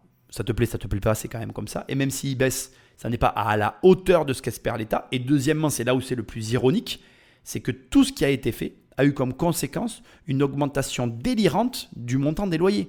Et ça aussi, je le répète depuis plusieurs mois, mais tu prends un investisseur immobilier comme moi, nous on a des logements aujourd'hui où le loyer a énormément augmenté Et donc, du coup, le logement est extrêmement rentable. Donc, à partir de là, on est loin de l'objectif que s'était fixé l'État. Donc, malheureusement, sur un marché de gré à gré, quand tu joues aux apprentis sorciers, tu n'obtiens pas toujours le résultat que tu convoitais au départ. Maintenant, on va voir où ça va nous mener parce que les choses sont mises en place, le marché est en train de réagir, la réaction n'est quand même pas favorable. On attend effectivement on est dans des faillites en cascade au niveau des métiers de l'immobilier. Ça n'est pas fini, ça va continuer, puis je ne sais pas où ça va nous mener. Mais on a aussi des conséquences inattendues, comme le fait qu'on a beaucoup de bailleurs, des papy boomers, qui avaient des appartements pour compléter leur retraite. Aujourd'hui, ils vendent ces appartements et, fait très amusant, ils ne replacent pas leur argent. Donc ça veut dire qu'on est dans une phase de quelque chose de nouveau, de quelque chose qui va aboutir sur une nouvelle situation qu'on ne connaît pas, mais que nous découvrirons ensemble. Car avant, il faut aussi parler des menaces qui pèsent sur les propriétaires, comme l'augmentation des risques d'impayés de loyer ou de squat. Pour rappel, une expulsion légale prend en moyenne entre 1 et 2 ans dans ce cas précis. Sauf qu'avec un emprunt sur le dos, les petits propriétaires deviennent de plus en plus frileux, sous peine de ne pas pouvoir rembourser chaque mois leur crédit à la banque. Pourtant, un seul propriétaire sur 5 aurait souscrit à une assurance loyer impayé, soit par peur de sacrifier une rentabilité qui est de plus en plus difficile à trouver, soit par manque de confiance envers le bon fonctionnement de cette assurance. Du coup, beaucoup d'entre eux en ont eu marre de jouer à la roulette russe. Bon, ici, je ne vais pas faire durer le suspense très longtemps, mais tu le sais, l'argument du loyer impayé, c'est 100% du temps l'argument préféré de la personne qui a jamais investi. C'est-à-dire qu'à chaque fois que tu parles avec quelqu'un et qui te dit oui, mais quand même, tu te rends compte, le risque de loyer impayé, tu lui poses la question que je vais te donner maintenant, qui est la suivante. Est-ce que tu as toi-même déjà acheté un appartement ? Et 100% du temps, la réponse est non. Et quand la réponse est oui, eh bien dans ces cas-là, la personne elle a eu un impayé. Mais tu peux lui répondre de ma part, elle représente les 5% de la population. Ça veut dire que pour 100 appartements achetés, elle fait partie des 5 qui ont eu un impayé. C'est ballot, parce qu'en plus, comme il le dit très très bien, la solution, tout le monde la connaît. C'est-à-dire que quand j'ai ce genre de discussion et que je creuse derrière, je lui dis mais attends, tu as toi-même cherché ton locataire ? Ah oui, bien sûr. Et tu as toi-même fait le bail ? Ah oui, bien sûr. Et c'est toi-même qui as fait l'entrée dans les lieux ? Ah oui, bien sûr. Et tu es professionnel de l'immobilier ? Ah non. Et donc, tu t'es dit que tu ne connaissais rien au métier, mais que tu allais tout faire toi-même. Ben oui, parce que les agences prennent trop. D'accord. Donc, quand tu travailles, toi aussi, tu prends trop en fait. Pourquoi tu es payé ? En fait, c'est marrant parce que le profil des gens à qui il arrive les problèmes d'impayés, c'est toujours le même profil de personne. Et c'est très très amusant parce que si tu les titilles, d'eux-mêmes, ils se rendent compte qu'en fait, ils ont fait n'importe quoi. Et que donc, la situation dans laquelle ils se trouvent, 100% du temps, ils en sont responsables quand, encore une fois, je te le dis, c'est assez rare, quand tu as la chance de parler à quelqu'un qui a investi. Parce que la plupart du temps, les personnes qui ont l'argument de l'impayé n'ont jamais eu un seul logement à eux en location. Ils ont juste été propriétaires quand ils l'ont été, parce que parfois ils sont carrément que locataires, ils ne savent pas. Et alors dans ces cas-là, c'est encore mieux, ils te rapportent l'expérience d'autres personnes. Ils te disent « Ah oui, mais je connais un tel, c'est ce qui lui est arrivé. » Je dis « Oui, très bien. » Moi aussi, je connais quelqu'un, elle est descendue du trottoir, elle s'est cassée la jambe. C'est pas pour ça que toutes les personnes qui descendent du trottoir se pètent la jambe. Sinon, il n'y aurait plus de trottoir. Donc, c'est n'importe quoi. C'est vraiment c'est l'argumentaire fallacieux, tu vois. C'est l'argumentaire pas réfléchi. Je répète bêtement ce que j'ai entendu. J'ai pas vraiment de raison de le dire, mais ça fait bien dans les dîners, quoi. Bon, c'est comme ça, on pourra rien y faire. Moi, j'ai pas de problème avec ça. Ce que je peux te dire, c'est que 100% des gens qui travaillent avec des professionnels n'ont pas ces problèmes. Donc, il te suffit simplement d'utiliser le truc que tu as entre tes deux yeux qui s'appelle un cerveau. Si tu t'en sers, normalement, ça devrait bien se passer. Beaucoup de propriétaires ne veulent plus prendre le risque de tomber sur le mauvais locataire, qui pourrait ruiner pendant des années leurs finances et leur santé mentale. Sauf qu'avec les règles actuelles, une poignée de locataires mal intentionnés en profitent chaque jour, au détriment, comme toujours, d'une grande majorité de locataires fiables et sérieux. Résultat, beaucoup de petits propriétaires n'ont d'autre choix que de se protéger par eux-mêmes. Et c'est bien pour ça que les conditions d'accès à la location deviennent de plus en plus infernales. Par exemple, il n'est pas rare de voir une demande de location refusée si le candidat gagne très bien sa vie mais n'aurait par exemple pas de CDI. Car c'est bien connu, ce petit bout de papier reste en France le grand symbole de la stabilité, de la sécurité de l'emploi. Mais en réalité, cela va totalement à l'encontre de l'évolution de la société, comme par exemple les nouvelles normes de travail qui s'orientent de plus en plus vers l'entrepreneuriat, les emplois court terme ou la nomadisation. Bon, alors de deux choses l'une, là déjà dans l'argumentaire, on continue sur les mêmes arguments, pas très profonds malheureusement. Simplement, une chose importante que je n'ai pas dit tout à l'heure, que j'en profite pour dire ici. Entre-temps, bien évidemment, il y a eu la loi anti-squat. Donc aujourd'hui, il y a quand même de l'évolution à ce niveau-là. Au moment où je te parle, on n'a pas l'info, mais ils vont rajouter une clause résolutoire de non-respect du bail pour non-respect du paiement du loyer qui va permettre une expulsion plus rapide. Bon, on reste en France, on va quand même pas rêver. Je ne suis pas en train de te dire que ça y est, la solution miracle est arrivée. Il faut que tu saches qu'en France, ton principal problème dans le cadre de l'expulsion de ton locataire, c'est le préfet en fait. Et que même quand tu as la loi de ton côté, il va te falloir parfois saisir le préfet de la commune à côté pour contraindre le préfet de ta commune à faire son travail. Enfin bref, c'est un délire, je te le concède. On reste des Français compliqués dans nos têtes, c'est comme ça. J'ai un peu du mal à comprendre sur un sujet comme celui-là sur lequel il n'y a pas de débat. Comment on a des gens qui arrivent à faire des débats là où il n'y en a pas, mais bon, voilà, encore une fois, comme je te dis, je ne vais pas chercher à comprendre, c'est un petit peu trop compliqué pour moi, je ne me ferai pas de nœud au cerveau pour des trucs pour lesquels il n'y a pas de raison de s'en faire. Maintenant, parlons un instant de la deuxième partie qui est un peu plus intéressante, le fait que la société tend vers des contrats court terme, que le CDI finalement, c'est sous-entendu comme ça, c'est un bout de papier qui a plus que peu de valeur et qui n'est pas destiné à en avoir que plus, et que finalement, on se retrouve avec des gens qui bossent mais qui n'arrivent pas à accéder au logement. Alors déjà, je veux que tu saches qu'en France, il y a, je dirais, le vrai problème avec les locataires français se résume finalement à un seul et unique point qui se décompose en plusieurs sous-parties, c'est leur statut dans la société. Tu vas avoir ceux qui ne travaillent pas et qui ouvertement vont te dire que leurs revenus, ce sont leurs aides sociales. Je ne compte plus le nombre de personnes que j'ai eues au téléphone qui me disaient « mon revenu c'est le RSA, mon revenu c'est le chômage ». Ce n'est pas un revenu, si jamais tu m'écoutes et que tu es locataire, ça n'est pas un revenu. Oui, tu touches l'argent tous les mois, non, avec ça tu ne peux pas louer en fait, ça ne suffit pas. Voilà. C'est un problème, d'ailleurs je ne sais pas d'où vient ce problème, mais c'est une déformation de compréhension de la réalité. Je ne comprends pas comment on arrive à dire ça de nos jours, mais il y en a qui le disent. Ça c'est, on va dire, une première sous-partie dans la catégorie des gens qui posent problème dans l'accès au logement. Une autre problématique, ce sont les faux entrepreneurs. Alors c'est quoi les faux entrepreneurs ? Il n'y a pas de vrais et de faux entrepreneurs d'ailleurs, ce sont des gens à leur compte qui pour des raisons fiscales, mais je dirais que cette catégorie s'étend à un grand nombre de la population, mais qui pour des raisons fiscales grugent, ne sont pas clean, sont tendancieux, enfin bref, sont dans une situation particulière et leur situation fait que malheureusement, ils n'ont pas accès au logement. Et enfin, je vais boucler avec un troisième profil de locataires. Ce sont les locataires qui ne rentrent dans aucune case. Il y en a beaucoup en France. On les oublie. D'ailleurs, il faut que tu saches que ceux-là ne sont souvent pas pris en compte dans les sondages, etc. Alors, je vais te donner un exemple pour que tu comprennes. C'est un petit peu mieux. Donc, par exemple, tu as un locataire qui va hériter d'une somme, une grosse somme. Donc, ses parents sont décédés ou il y a eu une vente dans sa maison. Il hérite de 200 ou 300 000 euros. La personne, pour différentes raisons, considère qu'elle n'a plus besoin de travailler, elle compte vivre sur ce capital, et du coup elle se retrouve dans une situation où elle a de l'argent, voilà, c'est une minorité de la population, mais où par rapport à notre système français, on ne peut pas la loger en fait, parce que du coup elle n'affiche pas un revenu, parce que si tu as une somme sur un compte, tu ne payes pas d'impôt dessus. Voilà, les gens ne le savent pas, mais pour que tu payes de l'impôt, il faut qu'il y ait eu une transaction au préalable, et là ça rentre dans une case. Donc, si ça vient d'une transaction immobilière, tu vas payer l'impôt sur la plus-value. Et puis voilà, ça va impacter l'année où tu vas générer la plus-value, l'assiette de ton impôt sur le revenu, mais pas plus, quoi. Les années d'après, tu vis sur ton capital. Si tu l'as obtenu par la bourse, pareil, tu vas dégager ta flat tax et puis après, tu ne payes plus d'argent. Donc, si c'est un héritage sur lequel tu as tout payé, mais qu'à la fin, il te reste 300 000 euros, mais que l'argent est sur tes comptes et que tu vis dessus pendant X années, les X années après avoir payé l'impôt l'année où tu l'as reçu, tu n'as pas d'impôt. Donc, si tu te retrouves avec des feuilles d'impôt à zéro, avec des gens qui ont de l'argent. Alors, il y a des solutions pour ces gens-là, mais ce que je veux te dire, c'est que, malgré tout, ils ont des difficultés d'accès au logement. Et là, tu te rends compte, en fait, finalement, que le problème, ce n'est pas en soi le fait d'avoir ou pas un CDI. Le problème, en fait, c'est la structure du logement français.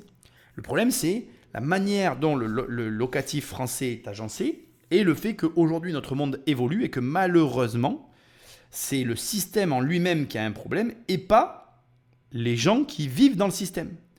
C'est juste que notre système ne prévoit pas tous les cas de figure et que malheureusement, selon ton cas de figure, tu te retrouves handicapé, entre grandes guillemets handicapé, tu n'es pas vraiment handicapé, tu es handicapé financier et tu ne peux pas faire ce que tu veux.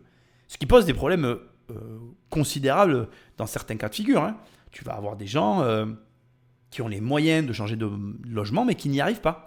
Parce que, comme c'est dit ici, leur profil ne rentre dans aucune case et malheureusement, ils ne trouvent pas de logement à la hauteur des finances qu'ils peuvent avoir sur leur compte. Bon, écoute, après, moi, comme je le dis souvent, il y a un mode de fonctionnement dans ce pays. Malheureusement, il faut faire avec. Moi, le premier, je ne suis pas fan de tout ce qu'il y a dans le pays, mais tu joues selon les règles. Et puis voilà, au bout d'un moment, tu finis par comprendre que malheureusement, tu ne referas pas les choses de l'intérieur, à moins de devenir homme politique, mais ce n'est pas notre vocation. Et le mieux que tu puisses faire, c'est d'accepter. Voilà. Ce n'est pas peut-être le conseil auquel tu t'attendais le plus, mais tu as des règles, tu les acceptes et tu joues avec. La règle dans ce pays, c'est d'avoir un CDI, ça fait chier. Mais si tu es entrepreneur, accepte de payer ton CDI le temps d'obtenir le logement que tu vises. Pour moi, cette situation, elle ne fait que mettre en exergue finalement le problème de la France, qui est la mentalité française. Notre problème, c'est qu'on a une mentalité qui est assez particulière, qui est liée, je pense, grandement à la manière dont le pays est organisé, le fait qu'on ne paye jamais rien, on ne paye pas l'école, on ne paye pas l'hôpital, on ne paye rien en fait. Quand tu as des revenus relativement bas, tu ne payes pas la justice non plus, tu as les avocats commis d'office, etc., etc. Alors un avocat commis d'office, ça ne veut pas dire que tu vas gagner ton procès, mais le fait de ne jamais rien payer, ça ne te donne pas la mentalité de quelqu'un qui paye. Et le problème dans le monde de l'argent et le monde de la finance, c'est que pour s'améliorer, il faut payer. Et le problème de beaucoup de Français, c'est que quand il s'agit de payer, il n'y a plus personne.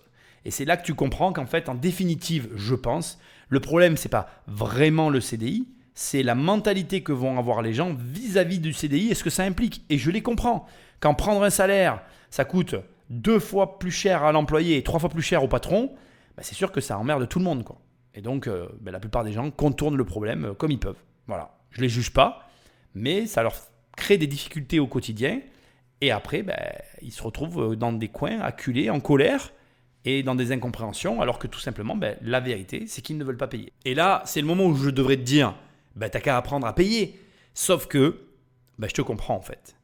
Et on rentre là maintenant, mais je vais faire ça très court parce que l'émission serait trop longue, dans une partie que je pourrais développer pendant des heures, qui est qu'en fait, le problème de la France, c'est que finalement, c'est un pays qui amène son lot d'avantages et son lot d'inconvénients, mais malheureusement, il y a une tranche de la population qui n'accepte pas certaines contraintes liées à ce qu'offre le pays, mais qui paradoxalement restent là parce que ils sont biberonnés, habitués, enclins à accepter beaucoup de choses de l'État parce que l'État, quelque part, les sponsorise, les entretient pour mieux faire passer la pilule. C'est la manière la plus élégante que j'ai eue de te dire ce que je pensais, mais c'est ce que je pense. Je pense vraiment qu'en fait, il y a beaucoup de gens qui sont au fait de la réalité dans laquelle on vit, avec les anomalies que ça implique. Tu vois, une aussi grosse fiscalité avec derrière un service d'aussi mauvaise qualité, c'est dérangeant en fait. Moi, de payer quelque chose cher, ça ne m'a jamais gêné, dans la mesure où j'ai le service ou le produit de qualité qui va avec derrière. Mais payer quelque chose de cher qui te fournit un service ou un produit de merde, excuse-moi, je suis vulgaire, mais c'est le seul moyen que j'ai là d'exprimer ce que je ressens, non, pas question. Et je pense qu'on est beaucoup à ressentir cette difficulté d'accepter un prix aussi élevé pour une qualité aussi basse. Et là, voilà, je ne me vois pas de te dire apprends à payer quelque chose qui ne vaut pas ce que tu payes. Et en même temps, le paradoxe, il est là, c'est que c'est la France, si elle n'était pas gérée comme elle est gérée actuellement, ça vaudrait beaucoup plus cher, ça serait beaucoup plus compliqué. Et ça serait, beaucoup plus compliqué, non je pense pas, mais beaucoup plus complexe d'accéder à la propriété parce que les prix seraient beaucoup plus élevés et que donc du coup ça devrait être beaucoup plus dur. Mais aujourd'hui, comme c'est très mal géré, tu te retrouves à pouvoir acheter des trucs exceptionnels à des prix dérisoires. Et quand je dis ça, il y a plein de gens qui ne sont pas d'accord, mais c'est pourtant la triste réalité. Dites-vous que là, il n'y a pas longtemps, il y a un château qui s'est vendu à Bordeaux à 1,5 million. Il était entièrement rénové à neuf, quoi. 1,5 million. Je veux dire, moi je suis allé aux États-Unis, j'ai vu des maisons en bois qui se vendaient 23 millions. Nous, notre château, il est en pierre, sculpté, d'une qualité exceptionnelle. À ce prix-là, ça n'a aucun sens. Quand tu vois qu'aux États-Unis, ils arrivent à vendre des maisons en bois à 23 millions au bord de l'eau, quoi. C'était pas un cabanon non plus, je vais pas exagérer, c'était aussi un palais florentin, je suis d'accord, il était vraiment très beau le truc. Mais tu comprends ce que je veux dire. En termes de qualité de finition, on est très loin du château à Bordeaux que j'ai pu voir en photo. Et de toi à moi, je te le dis, le truc qui aurait dû valoir 23 millions, c'est notre château bordelais. Et le truc qui devrait valoir 1,5 million, c'est la maison au Bordelais aux États-Unis. Sauf que bon, ben voilà, les deux pays ne sont pas gérés pareil. Le prix de l'immobilier, ben du coup, il n'est pas pareil. Et c'est bien là tout le problème. Si notre gouvernement souhaitait vraiment agir pour l'intérêt commun, il aurait tout intérêt à rééquilibrer cet échange propriétaire-locataire pour le bien-être de tous. Récompenser les propriétaires qui se bougent et qui font avancer le pays, mais aussi les locataires honnêtes, et lutter efficacement contre ceux qui profitent de ce système locatif à la dérive. Tout ça permettrait d'assainir le marché de la location en rassurant les propriétaires, de remettre en question ce fameux critère central qui consiste à exiger de la part du locataire des conditions draconiennes et laisser pour une fois, davantage de responsabilités aux Français. Mais avec un gouvernement qui complexifie les choses d'année en année, qui prend des décisions très contestées à la barbe de tous, et qui est accompagné d'un système judiciaire qui est considéré comme trop lent par 9 Français sur 10. Eh bien tout cela en devient presque peine perdue. Moi j'aurais pas dit peine perdue, j'aurais dit risible. Et juste pour ton information, la France c'est une école. En fait la France, t'es à l'école. Regarde, quand t'es à l'école, c'était quoi quand on était jeune? C'était les notes et les punitions. Mais en France, c'est pareil, regarde. Tu vas sur la route, tu conduis mal, on t'enlève des points sur ton permis. Tu as un permis à points, comme quand tu étais à l'école. Tu achètes un logement, tu as des notes. Ah, ton logement, il est bien, tu auras un A. Ah, ton logement, il n'est pas bien, tu auras un F et tu n'auras pas le droit de le louer, tu es puni. Et on a des écoliers qui nous dirigent. Voilà, c'est l'école. La France, c'est l'école. Et alors, l'ironie du sort, c'est que ces écoliers qui nous dirigent, ils se sont dit, bon, vu qu'on va les noter toute leur vie et qu'on veut qu'ils restent à l'école toute leur vie, ben ce qu'on va faire maintenant, c'est qu'à l'école, on va plus leur donner de notes, on va leur donner des couleurs. Comme ça, bon, on leur fera passer la pilule de l'école, tu vois, ça sera cool. Et puis, dans la vraie vie, on leur mettra des notes à nouveau. Parce que bon, faudrait pas avoir de déconner quand même. Il faut quand même qu'ils se rappellent qu'ils sont toujours à l'école, quoi. Donc voilà, la France, c'est l'école. Et tes vacances en France, c'est la récréation. Donc profite bien de la récréation parce qu'après, tu reviendras au coin et tu seras puni. Tu auras des points en moins sur ton permis, une mauvaise note dans ton logement et pourquoi pas aussi une mauvaise note sur ta voiture parce que bon, il ne faudrait pas avoir de déconner. Et d'ailleurs, je dis ça avec de l'ironie, mais c'est déjà le cas, avec la vignette critère, eh bien là aussi tu es noté et tu ne vas pas pouvoir aller dans les centres-villes. Si tu as une voiture qui pollue, tu seras puni. Et oui, voilà. Donc si tu aimes l'école, ben, reste en France. Si tu as envie d'être un adulte, eh ben barre-toi. Et c'est vrai que non, l'État français n'a jamais cherché à te responsabiliser. Moi, je pense que beaucoup de Français, malheureusement, sont comme ils sont et ce n'est pas leur faute. C'est 100% la faute de l'État, 100% la faute et la conséquence de cette politique généralisée qui est menée dans ce pays. C'est catastrophique parce que ça génère des gens qui sont inaptes et des gens qui ne sont pas responsables. Et c'est le fond du problème. Je pense vraiment que si on avait des Français qui étaient plus responsables de manière générale, on aurait moins de problèmes. Et responsables financièrement, bien évidemment, ce dont je suis en train de te parler, c'est exclusivement de la finance. Mais malheureusement, ce n'est pas le cas. Et le pire, c'est qu'il y a des personnes qui se complaisent et qui s'y retrouvent dans cette situation. Alors encore une fois, moi je ne suis pas là pour les juger. Tant mieux pour eux. Mais malheureusement, je ne pense pas que ce soit la bonne solution. Pour corroborer ce qui vient d'être dit, effectivement, ils ont tout intérêt à rééquilibrer les forces entre les investisseurs bailleurs et les locataires. Pourquoi ? Parce qu'un investisseur immobilier, ce n'est pas quelqu'un qui pèse sur la société. Quelqu'un qui investit son argent dans l'immobilier, dans le pays dans lequel il habite et ou dans un autre pays, c'est quelqu'un qui rapporte de l'argent au pays. Il amène de l'argent et il génère de l'argent de par le service qu'il propose. Tu sais très bien que le bien immobilier va générer des travaux, donc il va s'engager à faire les travaux, donc il va générer de la richesse pour le pays. Donc tu as tout intérêt à attirer ces gens-là en tant qu'État pour générer des contribuables qui ont des moyens. C'est une cible de choix pour développer son pays. Et nous, au lieu d'attirer ces gens-là, on les fait fuir. C'est catastrophique. Et c'est tout le monde communément qui perdons. C'est-à-dire que nous tous, Français, en adoptant et en acceptant ce comportement-là, on est perdants. On pourrait avoir tellement plus d'investisseurs qui injectent tellement plus d'argent qui reviendrait à nous dans notre économie. Mais non, on préfère les faire fuir avec une politique du logement qui est complètement idiote. Je veux dire, il n'y a aucune personne sur cette planète qui trouve normal la politique du logement français. Je parle de quelqu'un de normalement constitué dans sa tête. Tu lui expliques que le locataire ne paye pas mais qu'il reste dans le logement parce que le pauvre, tu comprends, alors que le gars qui a acheté le logement, lui, il a un crédit pour loger le gars qui ne paye pas le crédit. Enfin bref, voilà, je veux dire, il n'y a aucune personne normalement constituée qui accepte l'équation que je suis en train de poser sur la table, sauf en France. Moi, comme je dis toujours, quand la majorité est d'accord sur un mode de fonctionnement, c'est que la normalité, c'est la majorité. Après, C'est bien sympathique d'être anormal de temps en temps, mais enfin bon, là pour le coup, c'est une question de justice. Bref, t'as compris ce que je voulais dire. Magnéto Patrick. Et tout ça, c'est aussi la raison pour laquelle de plus en plus de propriétaires se tournent vers la location dite Airbnb. Car au-delà de la rentabilité, elle permet surtout de s'alléger de beaucoup de contraintes, comme des travaux non prévus à réaliser rapidement. Aussi, fini les dossiers de location de plusieurs dizaines de pages, ou encore les risques de squat ou d'impayés de loyer. Sur le papier, c'était plus simple pour beaucoup de propriétaires. Mais le problème, c'est que tout ça vient créer des clans sur fond de guerre du logement. Associations, hôtels, collectivités locales, tout le monde veut imposer son mot dans la bataille. Sauf que contrairement à ce que prétend ce journal qui n'a visiblement fait qu'un travail superficiel, le cancer est très loin d'être lié à Airbnb. En fait, si l'on regarde bien, il pourrait même s'agir du remède. Car dans le fond, Airbnb ne fait que mettre en évidence les failles et l'obsolescence de notre modèle rigide de location classique. Un modèle qui stigmatise et déresponsabilise la population française. Autrement dit, s'en prendre à Airbnb, c'est juste un moyen d'éviter de remettre notre système en cause et d'affronter la réalité. Sauf qu'une fois de plus, nos politiques décident de regarder au mauvais endroit. Et plutôt que de rendre plus attractif notre système de location classique, ils ont décidé d'opter pour la facilité et d'imposer à nouveau leurs contraintes. Plutôt aberrant quand on sait que le nombre d'annonces Airbnb varie entre 500 et 600 000 en France, soit à peine 1,5% du nombre total de logements. Bref, tout ça n'est au final qu'une aiguille dans une botte de foin. Alors, bien entendu, cela ne remet pas en cause certaines problématiques sur des secteurs très localisés, comme au Pays Basque. Mais sur Paris, par exemple, on décompte sur ce site spécialisé 25 000 logements actifs sur Airbnb, ce qui représente environ 3% des logements de la capitale. Sauf que rappelez-vous du chiffre de tout à l'heure, où l'on a vu que 45% des logements parisiens pourraient être rayés de la carte, à cause d'une seule loi qui n'avait visiblement pas pris en compte cette problématique. Car pour rappel, sur Paris, c'est 700 000 logements qui sont occupés en location. À tout ça, il ne faut pas oublier d'ajouter les 114 000 qui sont considérés comme vacants. Autrement dit, à Paris, il y aurait 4 à 5 fois plus de logements vacants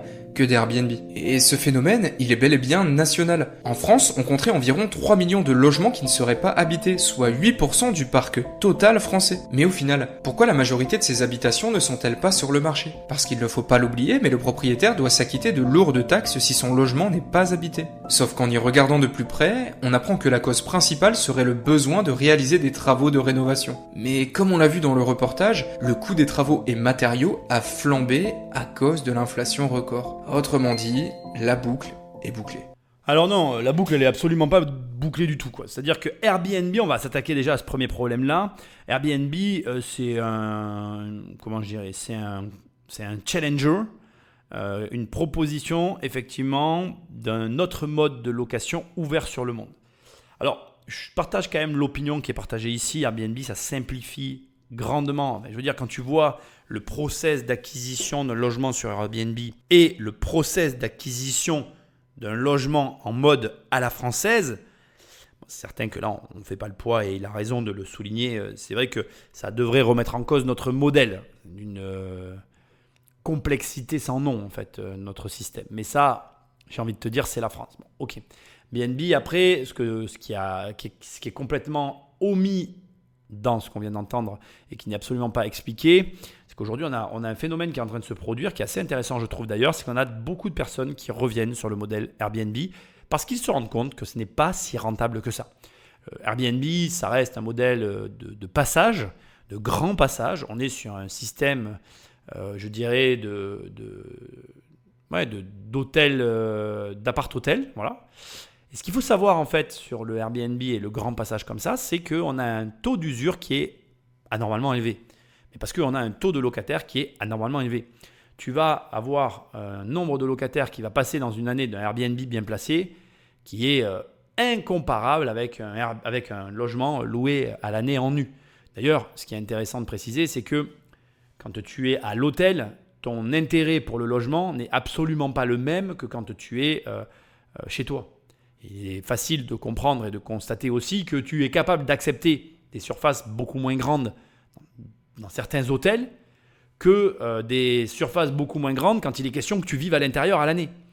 Et là où je veux en venir, c'est que ce que beaucoup de gens ont sous-estimé avec les Airbnb et qui sont en train de réaliser, c'est que un grand passage dans un logement complet avec donc cuisine et toutes les pièces qui vont avec, ça génère beaucoup plus de problèmes que dans une chambre d'hôtel. C'est pas pour rien que le modèle des hôtels, c'est de proposer des surfaces un peu moins grandes avec un équipement de base plutôt robustes de préférence, pour limiter cette friction.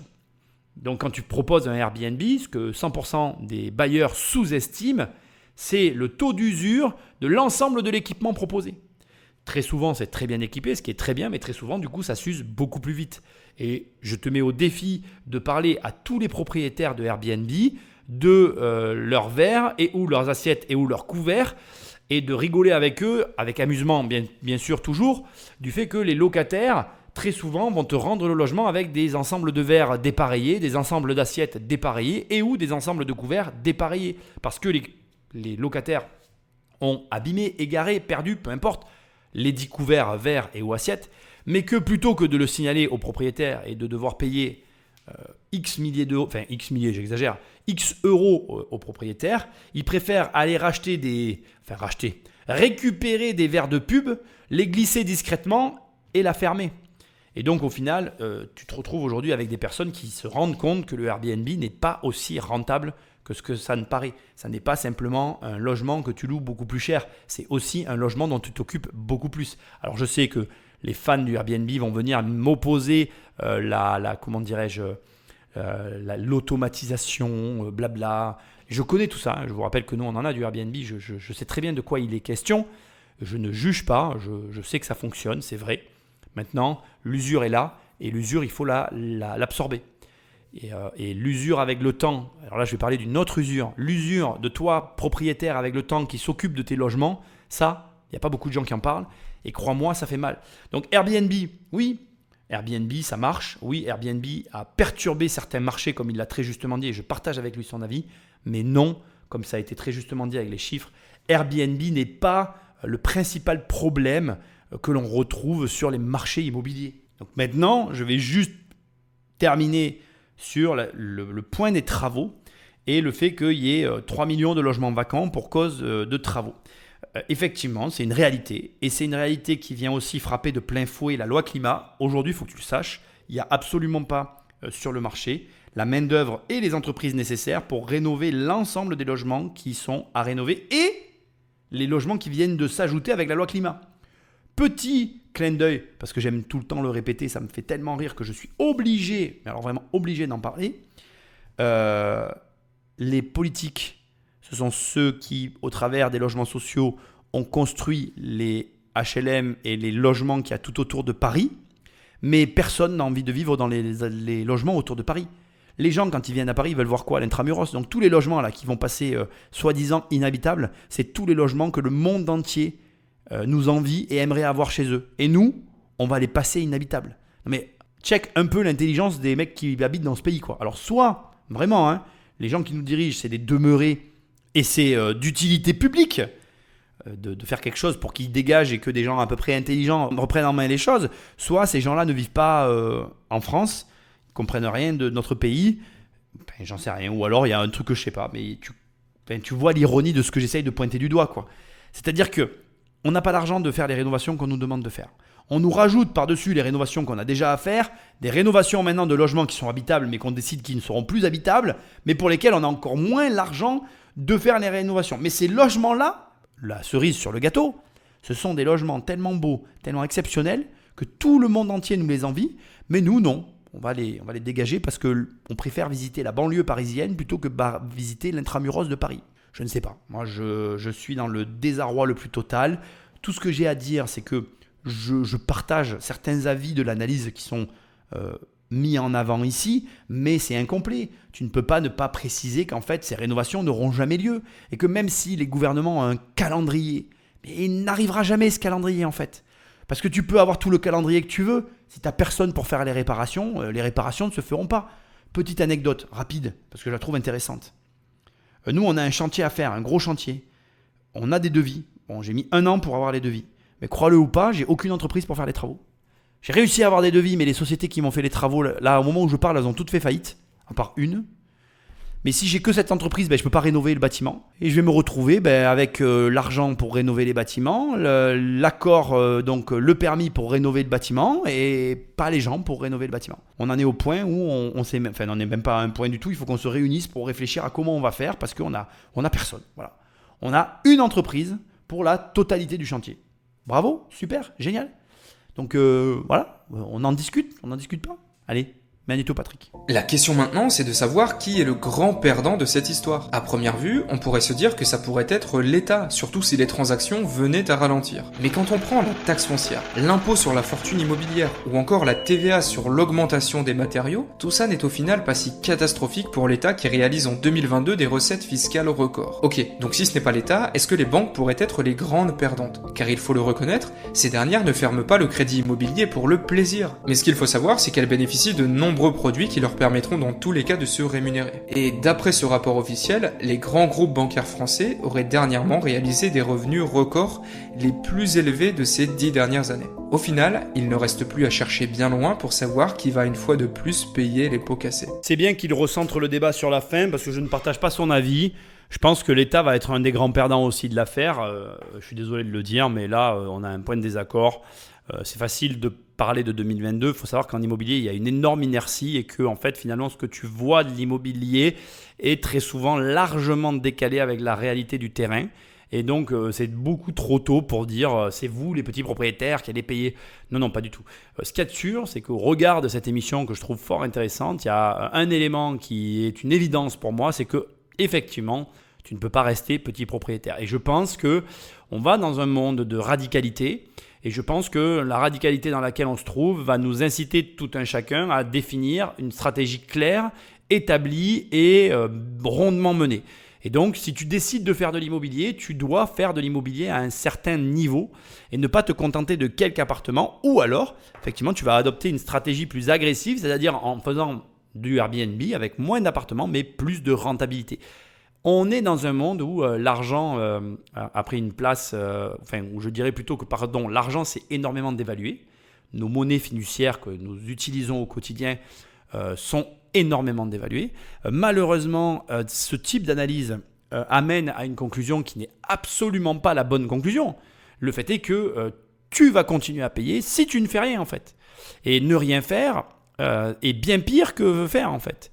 Les propriétaires immobiliers en déplaise à cette émission-là, et malgré finalement toutes les contraintes, lorsqu'ils vendent un logement, un propriétaire immobilier va encaisser 50, 100, 200, 300, 400, 500 000 euros.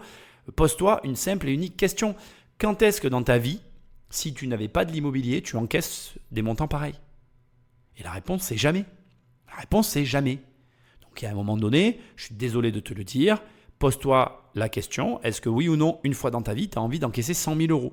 Si tu réponds oui à cette question dans ton intimité et dans ton fort intérieur, tu es obligé de faire de l'immobilier parce que c'est une voie royale pour encaisser pareil montant.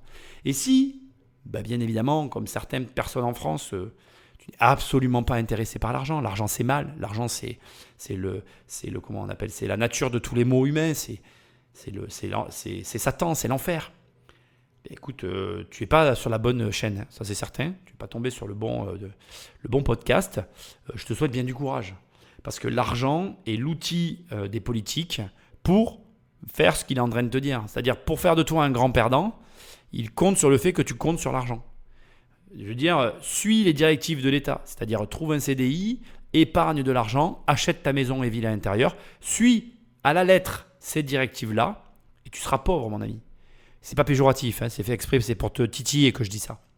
J'y crois pas aux pauvres et aux riches. Parce que c'est qu'une décision. Il te suffit de ne pas faire ce que te demande l'État. Il te suffit de ne pas suivre la pression que t'inflige la société.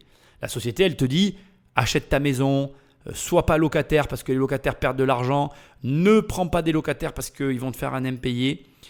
Suis ces conseils-là et tu auras une vie financière catastrophique. Sors de ce sentier-là, sors-toi de ce carcan, comprends que investir dans l'immobilier, c'est ton salut, investir tout court est ton salut aussi, adopte des stratégies, voilà. Alors après, elle n'est pas obligatoirement que immobilière, c'est à toi de définir la meilleure stratégie, celle qui te correspond le mieux, mais dans tous les cas, sois certain que en adoptant une stratégie X ou Y d'investissement, tu finiras par avoir de l'argent. N'adopte aucune stratégie d'investisseur, n'investis pas et tu auras une vie difficile. Après, il y a des gens qui vont me dire « moi je veux une vie difficile ». Bon, tant mieux. Moi personnellement, ça ne m'intéresse pas et je suis certain de ce que je t'avance ici. Ça n'est pas vrai, malheureusement. Ils peuvent faire ce qu'ils veulent tant que l'immobilier est structuré comme ça. Tant qu'en fait, on ne te retire pas la propriété immobilière, tu peux y aller. Il n'y a pas d'hésitation. Tu dois investir. Dès l'instant que le pays, le lieu où tu investis ne te garantit pas ou ne te propose pas en échange de l'investissement la propriété, le deal n'est pas équitable et il ne doit pas avoir lieu. Le curseur pour l'investisseur, c'est la propriété. Et d'ailleurs, voilà, moi je n'ai pas de honte à le dire, toutes mes stratégies, tout mon système est basé là-dessus. La propriété implique le contrôle et si tu as le contrôle, tu as moyen de gagner de l'argent. Une fois que tu n'as plus le contrôle, c'est quelqu'un d'autre qui prend les décisions pour toi et c'est là que tu commences à te faire voler, c'est là qu'il se passe des choses négatives, c'est là que finalement tu commences à avoir des problèmes. Et c'est tout ce que je ne te souhaite pas. Voilà. Donc l'analyse est quand même pas mal, il manquait des éléments par-ci par-là que j'ai complétés. Je ne suis pas d'accord avec tout, bien évidemment, mais j'ai envie de te dire heureusement d'ailleurs qu'on n'est pas tous d'accord. C'est pas pour autant qu'il n'a pas raison, c'est pas pour autant que j'ai pas raison, c'est pas pour autant que les choses vont pas évoluer peut-être encore différemment de tout ce que j'ai pu dire ici. Maintenant, c'est l'avenir qui nous le dira. Je n'ai qu'une seule et unique certitude, c'est que tu dois investir. Je te rappelle que, de façon assez étrange et amusante, cette émission est relativement calquée ou proche du livre que je suis en train de sortir qui s'appelle « Survivre à une crise financière ». Tu tapes « crise financière » ou « Survivre à une crise financière » sur Amazon et normalement, il devrait apparaître. Je n'ai pas la date officielle, mais je ne communiquerai pas dessus. Je peux te dire qu'à ce stade, quand tu vas écouter cette émission, ce ne sera plus qu'une question de jours. Oui, j'ai bien entendu de jours, peut-être même qu'il sera déjà sorti. Enfin bref, toujours est-il que tu peux l'obtenir en allant sur Amazon. Rappelle-toi qu'il y a mon séminaire. Tu vas sur Immobilier Compagnie dans l'onglet séminaire, il y a mon séminaire. Like, partage, laisse-moi des étoiles là où tu écoutes le podcast. Et je te dis à très bientôt dans une prochaine émission.